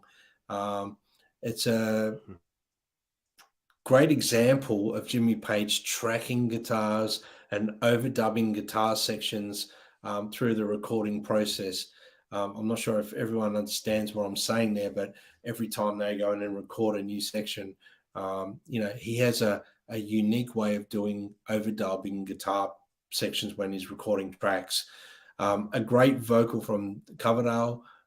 Lyrics, fantastic. Some of my favorite lyrics on the album on this song. Just has a really dreamy vibe through the intro. The song builds, and so does Coverdale's vocal, dynamic. He just really starts to really give it some. 2 minutes 30, the song takes off and you hear some incredible drumming and bass playing, sounding like a Zeppelin song at this point. Great background vocals during the Easy Does It parts. 4 minutes 25, it has a powerful change, and it's all orchestrated guitars. It's just power. Amazing song. It's become one of my favorites on the album. Initially, I probably would have gave this about an 8 out of 10, but I'm giving it a 10 out of 10. It's never a skip, Simon. Wow. Yeah. Wow. It's grown on me. I love this song, but that's the beauty of some records. You find a deep track that you connect with, and it. It's good. Yeah. I agree, but I think that starts off with that 12-string guitar, and as you said, it is basically a building song, isn't it? And it has shades of the stuff that Page was doing in Presence, that kind of building thing with the guitar orchestra, that taken to new levels on this. Clearly we've got better technology than than they had 10 years beforehand. And I think that you've got a second guitar with color, texture, different vibes to it, and amazing, great singing, double track vocals as well, with this louder and quieter singing, and very dense sounding guitar parts towards the end. So it's amazing. Really builds and builds, in a way that that only Page can. I don't think anybody else does stuff like this. In any way, shape, or form, and it's got a gong on it. Yes, an extra half a point for gong. I give this 8.5 out of 10, but it's never a skip, and is a really good deep track, and but yeah, really interesting, and Page does some great stuff on it in building it up. Andrew. Yeah, it's a song for the Echo 12-string Echo Ranger, isn't it, Simon? He's cranked out his Echo Ranger, hasn't he? You and I both got Echo Rangers. I agree with you, Brad. I think it's an open tuning. Definitely, you can tell by the chug that that it has a little bit. You've mentioned that it cracks on, and thank you for the timestamps too that you gave us in the song, because it's got those acoustic vibes that we love, that we've been treated to for years and years and years with Led Zeppelin songs, Simon, haven't we? it's one of the great things that we love about Zeppelin albums is that, you know, they've got aspects and elements or songs that are just drenched in this country sort of Celtic, Indian, Arabic influence. I'm not saying that this song is heavily influenced by that, but you can see what Page is doing. You know, he's doing stuff that he wants to do, that he loves, and you got to admire him for that. It's a firecracker of a song, but I've given it 7 out of 10, Brad. I'm great song, but I'm definitely going to go back and listen to this track after. Definitely be checking it out. But 7 out of 10 for me, bro. Well, you know, like I said, initially something like that would have, you know, been 8 out of 10 for me. So we're not far off. But I mean, the more I listen to it, the more I love it. So it's just one of those things. And I'm glad that Alan is having a laugh on the show because on your behalf, that's what it's about. If you're not having fun, what did John say? Music's too important to take seriously. That's right. Quite right. So the next song, which is Take a Look at Yourself. Oh yeah. It's a big intro that leads to like an acoustic vibe. This song sounds like it was probably written on an acoustic for sure. It has that great vocal from David Coverdale. It's got a great hook and a catchy chorus. Some lovely guitar work from Jimmy Page. I feel a sense of Whitesnake creeping in on the songwriting here. I'm thinking David Coverdale may have come up with this song idea. If I'm not sure, but I'm guessing. But it's got a little bit more Whitesnake to it than Led Zeppelin feel for me. The solo does take me back to Led Zeppelin a little bit, though. I'm hearing stylistically in his solo, I'm hearing All of My Love off In Through the Outdoor. I'm hearing that sort of style of guitar playing for the solo. But one thing I will say, Coverdale's voice sounds incredible on this song, and Coverdale's voice must have been in great shape while recording this album. I'd say he's done a lot of preparation and coaching and vocal practice to get this album out the way it sounds. I gave it 8.5 out of 10, but it's definitely never a skip, and that's a strong 8.5. Yep. Simon. So, according to my research, the chord progression was written by Jimmy Page at Lake Tahoe. Okay. So it's a pacing, and not particularly, but and the orchestration, it's got real orchestra on it. We should point out, were done by Claire Fisher. So you're right, it has that kind of dramatic electric chords at the beginning and the drums, and with the acoustic again, that kind of electric and acoustic juxtaposition playing. It's got with a real orchestra, and I think that integration of guitars and orchestra is one of the keys to this track. The way that they fit together, and the chorus to me is a rock version of the Tracks of My Tears. I kept hearing the Tracks of My Tears, that ascending kind of melody. You go, oh look, Tracks of My Tears. Not a bad thing, but that's quoting from the best, Smokey Robinson. But it's again, and I think that's the key thing. It's got a melodic slide guitar solo as well that fits in beautifully, not overrun, quite restrained. Again, one of the few guitar solos on this record, and quite restrained from Page, not letting fly at all, in Page fashion of old. I gave this 8.5 out of 10, but it's never a skip, and I think a really good use of orchestra and guitars together and how they can fit together really well. Andrew. Yeah. Again, bros, we're on the same track here. I'm pretty much reflecting what your guys score. Again, I've got to back up what Brad said. David sings so well on this track. I love the raspiness that he has on this track. You can hear it, and it's great, and that depth of his tone, it's just fantastic. And I've made a comment here, Rock Professor, wall of sound. That orchestration that you've mentioned, and you know, we've between the three of us, we've discussed a few tracks over the years. Some Wall of Sound songs we like, some Wall of Sound songs we don't like. You know, this is one where I think the Wall of Sound orchestration works really well. And again, you know, if it's influenced by Page, Brad, clearly he didn't orchestrate it because he doesn't know music, you know, but he would have given the direction, Simon. He would have, you know, given that sort of musical direction of what he wanted. Paul McCartney did the same thing too, didn't he? You know, with the orchestration. He was telling George Martin what to do. So clearly these guys can do it without sort of writing it musically of where they want to go. So definitely a Page thing. I'm glad you mentioned that. I've given this 8.5 out of 10 too. Never a skip. Take a look at yourself. Boy, you know how many times people have said that to me over these. Take a look at yourself. Yeah, well, that was in a different context, though, Andrew. That was in a different context. That was in a context of disappointment, I'm sure. That's right. Take it. People have given up saying that to me now. Well, you know what? We say it to other people now, don't we? Yeah.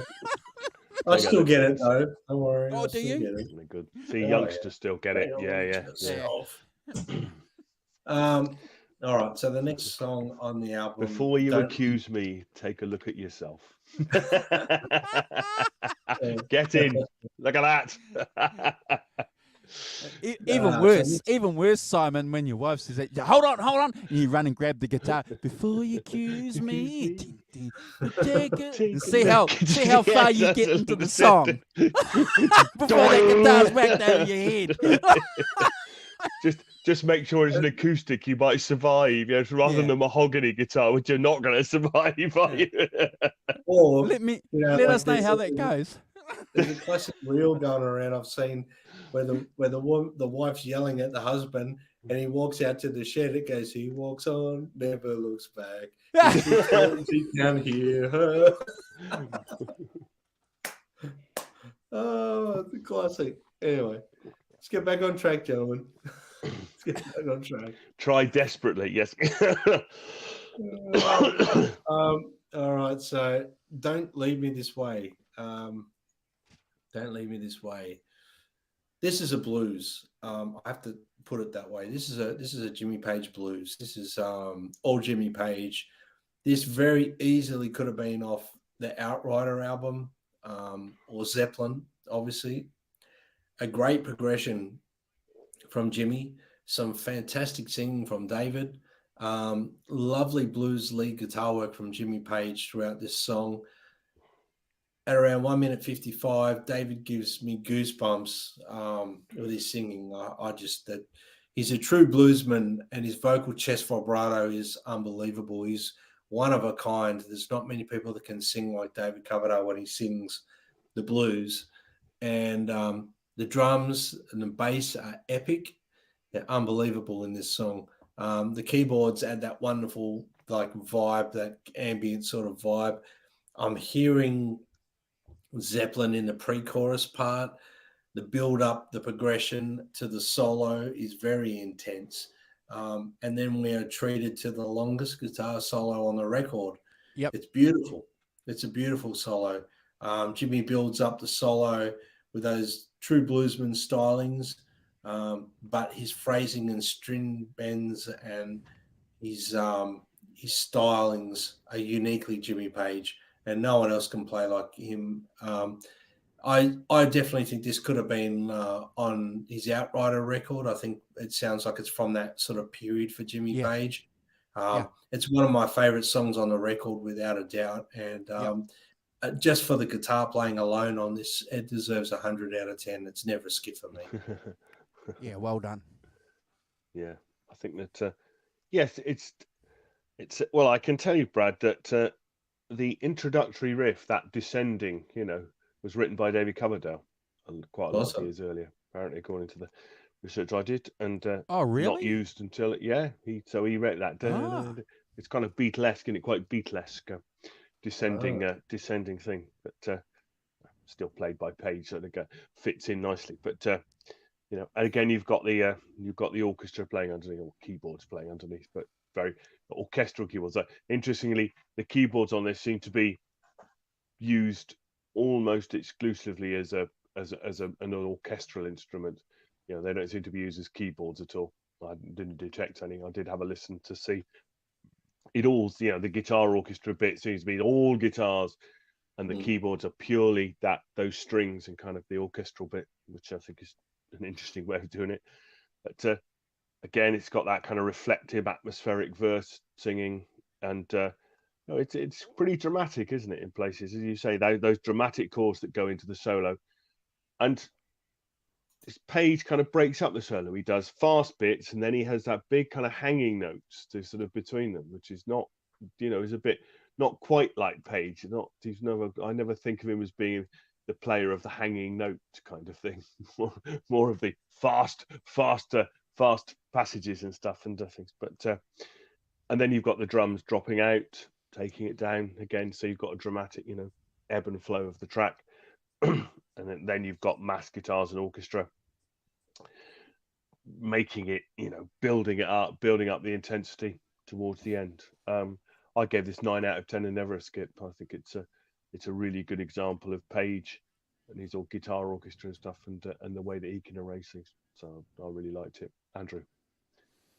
Again, awesome guys. It's just always it's a pleasure to go after you guys. And again, you pick up some information on things and opinions, not only from you two, which is always a pleasure to be part of, but Alan, John, Andrew in the chat, everybody that participates. It's always a pleasure to see what they've got to say as well.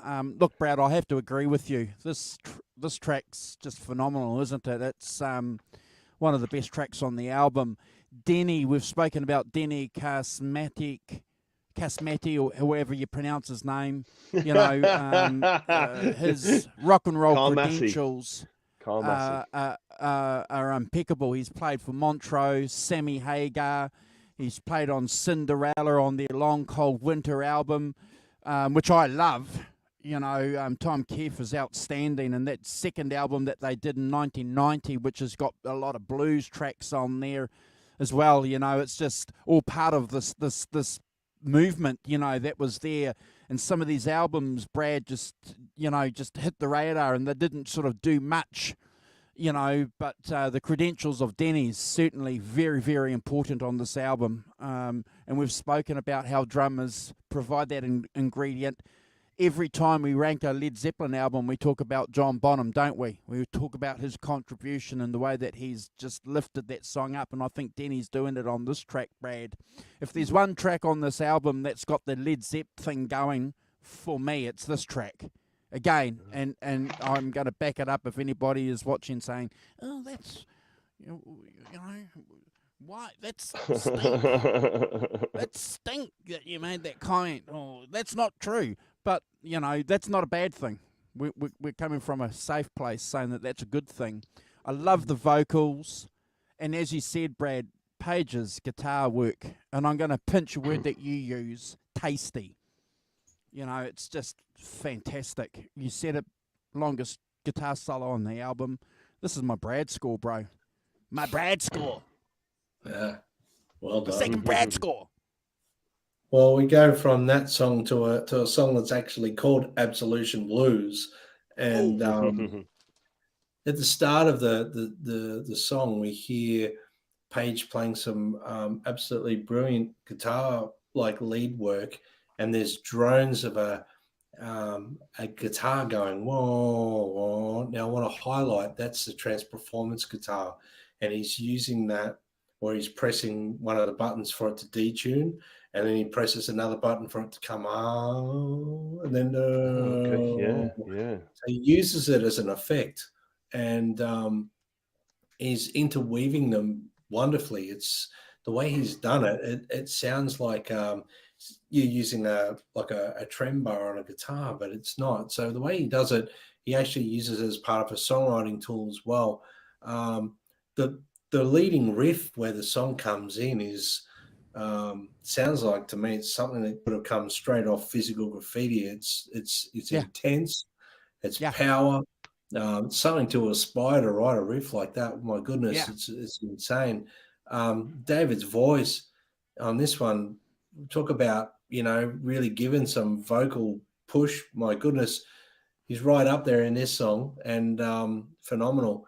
Around the 2 minutes 40 mark, we hear accents, very Zeppelinish. And at 3 minutes 40 again, we hear that thing, and it hit me as it killed his last stand. The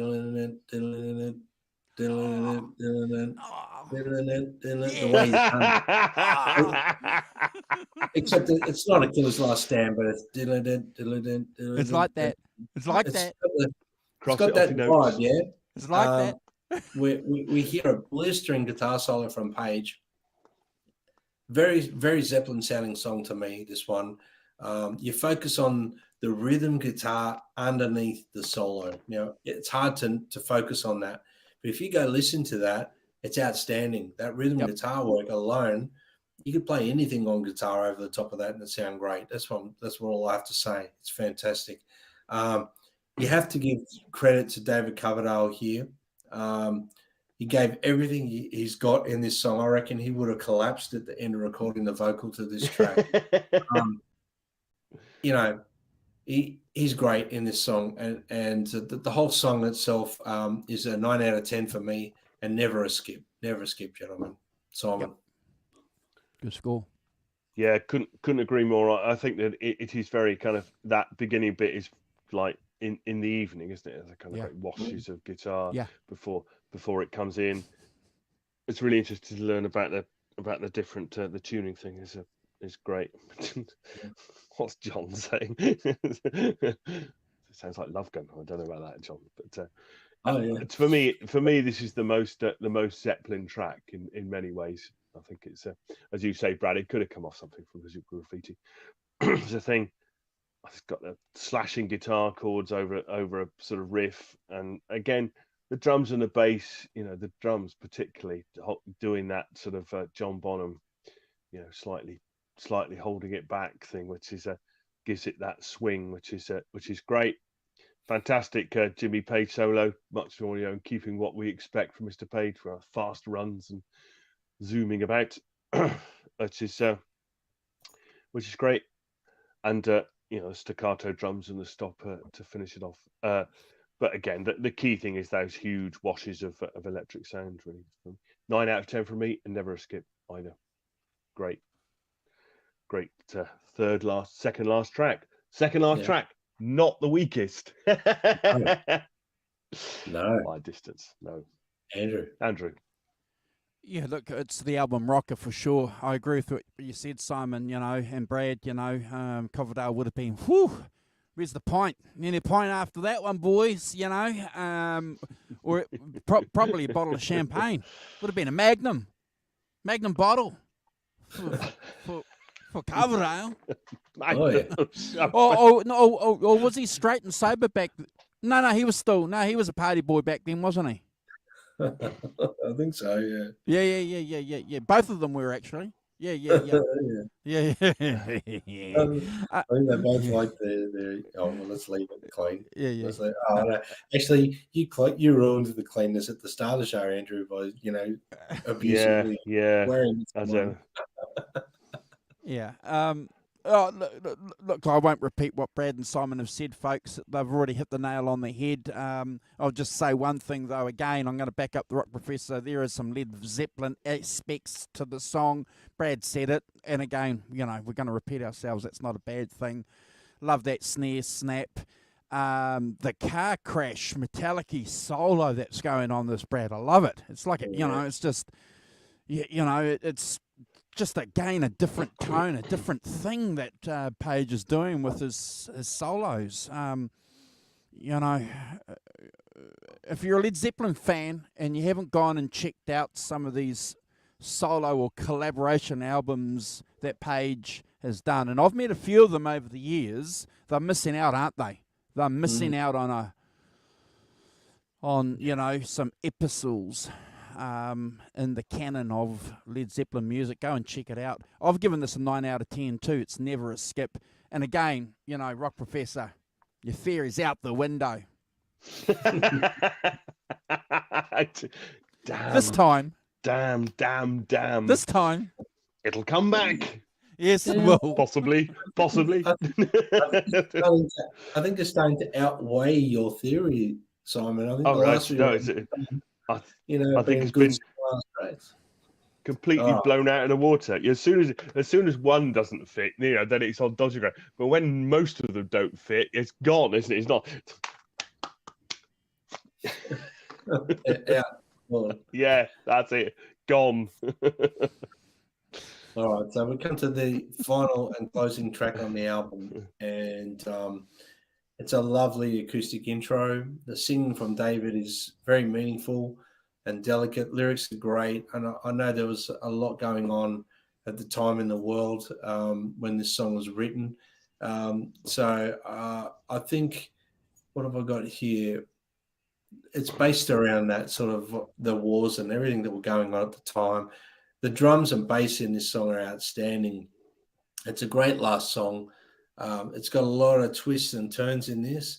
There's some great sections. The up-tempo section has David Coverdale screaming his ass off again. The great time changes by the band as well, and an intense solo from Jimmy Page. He's using some kind of harmonizer, I think, or octave harmonizer thing going on during the solo. The song is a great way to close the album. And I also mentioned great keyboards and that orchestration thing going on with the keyboards in the song as well. I gave it 8.5 out of 10 and never a skip. Simon. Yeah. Starts off with that electroacoustic playing that arpeggio riff, and you've got a second acoustic guitar part. You know, again, Page is, you know, building it up, and then you've got a kind of different electric part that comes in, and then another electric part. So, you know, there's that, and I love the way the orchestration comes in and about, you know, and starts to kind of, you know, just bolster it up, and that, as we said, that kind of that joining of the electric guitars and the orchestra that I think Page does better than anybody, really. I think it's great.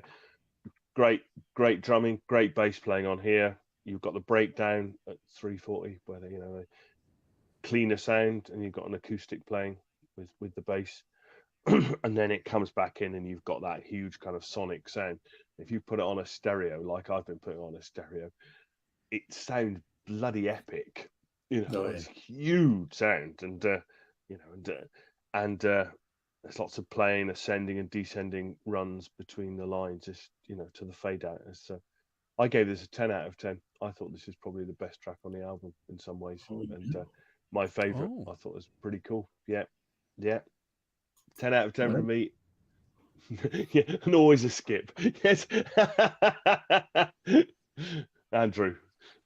Yeah, I agree with what Alan's saying here. You know, thought-provoking local vocals. What was the war that was going on? The invasion of Kuwait? Was it Kuwait? The Gulf War. Yeah. Gulf War, so, you know, it was a big deal. It was a big deal for a lot of people, and I remember, you know, a lot of people talking about it that wouldn't normally talk about the news. So yeah, it had an effect on a lot of people.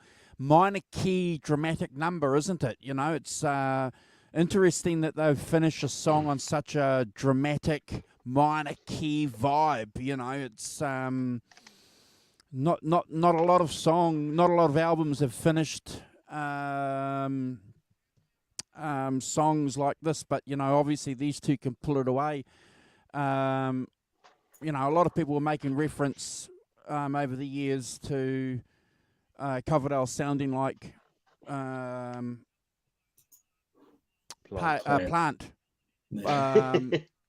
But I think we also have to remember too, you know, that you know, Brian Jones from AC/DC also sang in that high register as well too, you know. So wait a minute, Brian Johnson in the Rolling Stones. Yeah.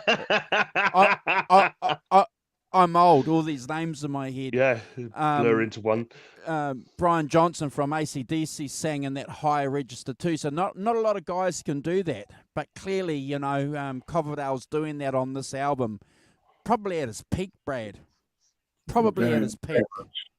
Yeah. I think on this album. I've made a note here. There's a bit of a Kashmir vibe going on here, guys. Bit of a Kashmir vibe, I think. Yep. And, you know, it's an interesting guitar solo. I've given this a 9 out of 10, Simon. And the only reason why I think I've given it a 9 out of 10 as opposed to a 10 out of 10 is because when I listen to it in the context, I want to hear another song. So So maybe I should give it a 10 out of 10 because it's not the song's fault that I'm hanging out waiting for another song. So it's a 10 out of 10. Do you think it's not quite the ender that you No. feel like you need another song to end the Yes. record? Interesting. Yeah. Okay. Yeah. And- you need a 12th. Song. Yeah. Fingers crossed, the remastered one will have 4 extra tracks on it. Yeah. Well, yeah, and you know, and that's not a then bad it'll be thing. 80 minutes long, not 61. And we know that that's not necessarily a bad thing, that you want to be hanging out waiting for another album, you know, or another song or something else from an artist, you know, if you can do that. But sometimes it's really good to sort of sit down when you've had a nice steak meal, Brad, and go, yeah, boy, that was a good piece of steak. Oh, yeah. Yeah, baby. Yeah. My mouth's watering for steak now. Don't do that.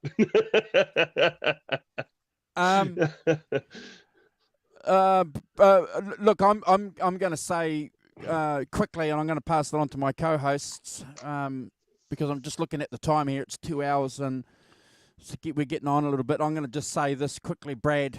Thank you again, bro, for picking a wonderful album. We'd been talking about this album between the three of us. We'd been conspiring about this album for at least for over a year. We'd been talking about this album on this channel. You know, when we first vaunted the Zoso show, and then we decided no, we'd keep this for the re-release, Brad. So, you know, definitely an album that we'd been cooking to do. So I'm glad we've done it. Thank you, bro, for picking it. I'm glad we finally got around to it. I mean, sitting on our hands waiting for a remastered version. Well, what's the point? Might as well just do it. That's the way I thought. So, you know, for me, you know, to conclude it, it just, you know, I guess from a way to do it, the Coverdale Page album became a marker of a unique and successful partnership between two iconic artists, and it's solidifying a place in rock history. I think it does. Yeah. Well done. And great intro too. Rock Professor, do you want to offer a conclusion and say goodbye to everybody? Yeah, that's well. I think that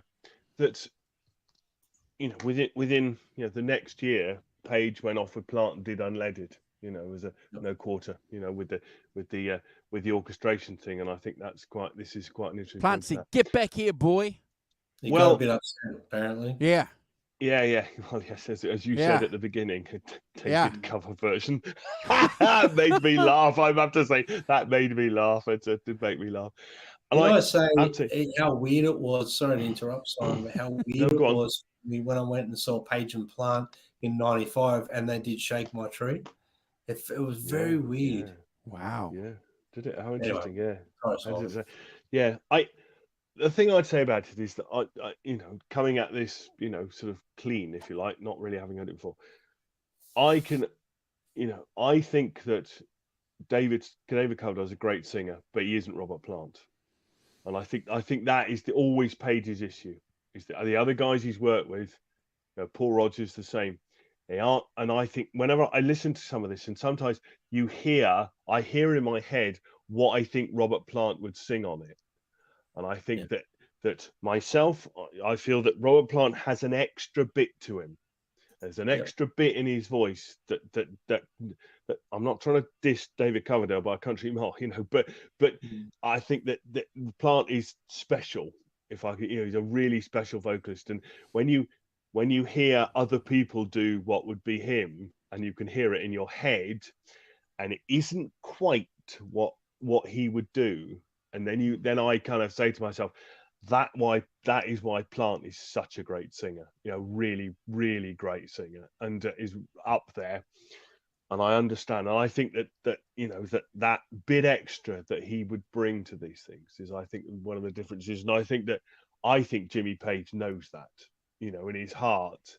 I think, and that's why that clearly then they go on a tour, and the next year they're back. He's back with Robert Plant doing No Quarter and stuff, and doing that. And I think, as I say, for me, I'm not trying to diss David Coverdale by a country mile, but for me, Plant has that extra bit that makes it, that takes him above that a bit. Yeah. And that's my thought from the album, really. And I think it's a really good album. I think Page has done, he's taken his guitar orchestra thing, he's shaped this album around that.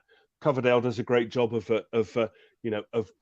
doing that Plant thing, and there are clearly places where he does that Plant thing better than most, and I think he's a great fit for Jimmy Page, but I just don't think it's quite the same. And I think that's Jimmy Page's problem, isn't it? It's not quite the same, and therefore I keep going back to when I can. Go on, came to me. No, I've got a slightly different spin on it. And I think I said at the start, I think when I first heard it, I was, picturing what it would sound like as a Zeppelin record. And then I started to accept the fact that it was not. And I actually think Coverdale suits this record better than what Robert Plant would have. I have to give credit to Coverdale just for this record. I'm not saying across the board for Jimmy Page, but for this record, I couldn't imagine Robert Plant doing what David Coverdale did on this record, because David sings incredibly well on this record. And I don't think, I think people missed the point. They all thought, Coverdale Page is just trying to have another Robert Plant, a replacement for Robert Plant. But I think Coverdale was not meant to be a replacement for Plant. It was something different, and just another collaboration, because Jimmy Page is not a solo artist like Robert Plant. He can't just go sing on an album and put it out. He needs a singer, and he found an incredible singer, and I think they just did a wonderful record. I just don't think it got the, unfortunately thing, that big shadows that cast over him is Zeppelin. That's the only thing. Also, it has to be said, doesn't it, that also this is the advent of grunge and all those other things, when music is going off in a different direction, and this is definitely, this is not a grunge record by a country mile, is it? And I think that, that stylistically it might have been a bit out of time for the time, if that makes sense. I agree with you too, Simon. But there was a thing that I read somewhere, and I don't know how true it is, but apparently Mr. Plant was not very happy with Mr. Page and got a little bit jealous, and somehow managed to lure. I think Plant, the minute Plant was to give a green light to Jimmy Page, he was waiting for that for years anyway. So, probably. There's a lot in that, isn't there? There's a lot in that relationship, isn't there, for sure? Yeah. Anyway, great discussion points, gentlemen, and it was great to hear your analysis of this record. Thank you. All right, are we out of here? Are we? Good choice. Yes. Great choice. Yeah. Do we know what we're doing next week? Clearly, I'm on a plane next week, kids. I'm on my holidays. No. Brad and I will have a chat during the week, and we'll sort something out. Yep. Right. But we'll be here. Yep. Be here now. So, all right. Yes, behave yourselves while I'm away. And let me say goodbye to the team before we go. Okay. Everybody in the chat. Greg Roberts June, Ellen, of course, John ZD351. Thanks so much for joining, everyone. Digital Guitars UK. Thanks for joining. Gret Zeppelin. Who we had? We've had Adam Roach. Adam, good to see you, man. Thanks for dropping by. Holly as well. Drops Family Garden. Hope we send you to sleep, Holly. Drops Phil Byers as well. Popped in. Thanks, Phil. He's gone to watch the NRL final. So hope you enjoy the replay, Phil. And, thanks for dropping by. Jonas Halberg, of course. Thanks, Jonas, for dropping by as well. Hope you have a good day. Mad Dog. Look at that. Newer names there. Mad Dog. Nice to see you. No, he's been here Was He's here been in a years while, ago. a long time. Yeah. He's, No, I haven't he's seen him for a while. He's another I haven't seen Aussie. him He's from Perth. Gretch, Jonas, Holly, and Ellen. Yeah, and Tim Thomas as well, who was in at the beginning. So nice to see you all. Thank you so much. And I'll see you in 3 weeks after my holidays. Take care, all. Take it away, Eric the Orchestra.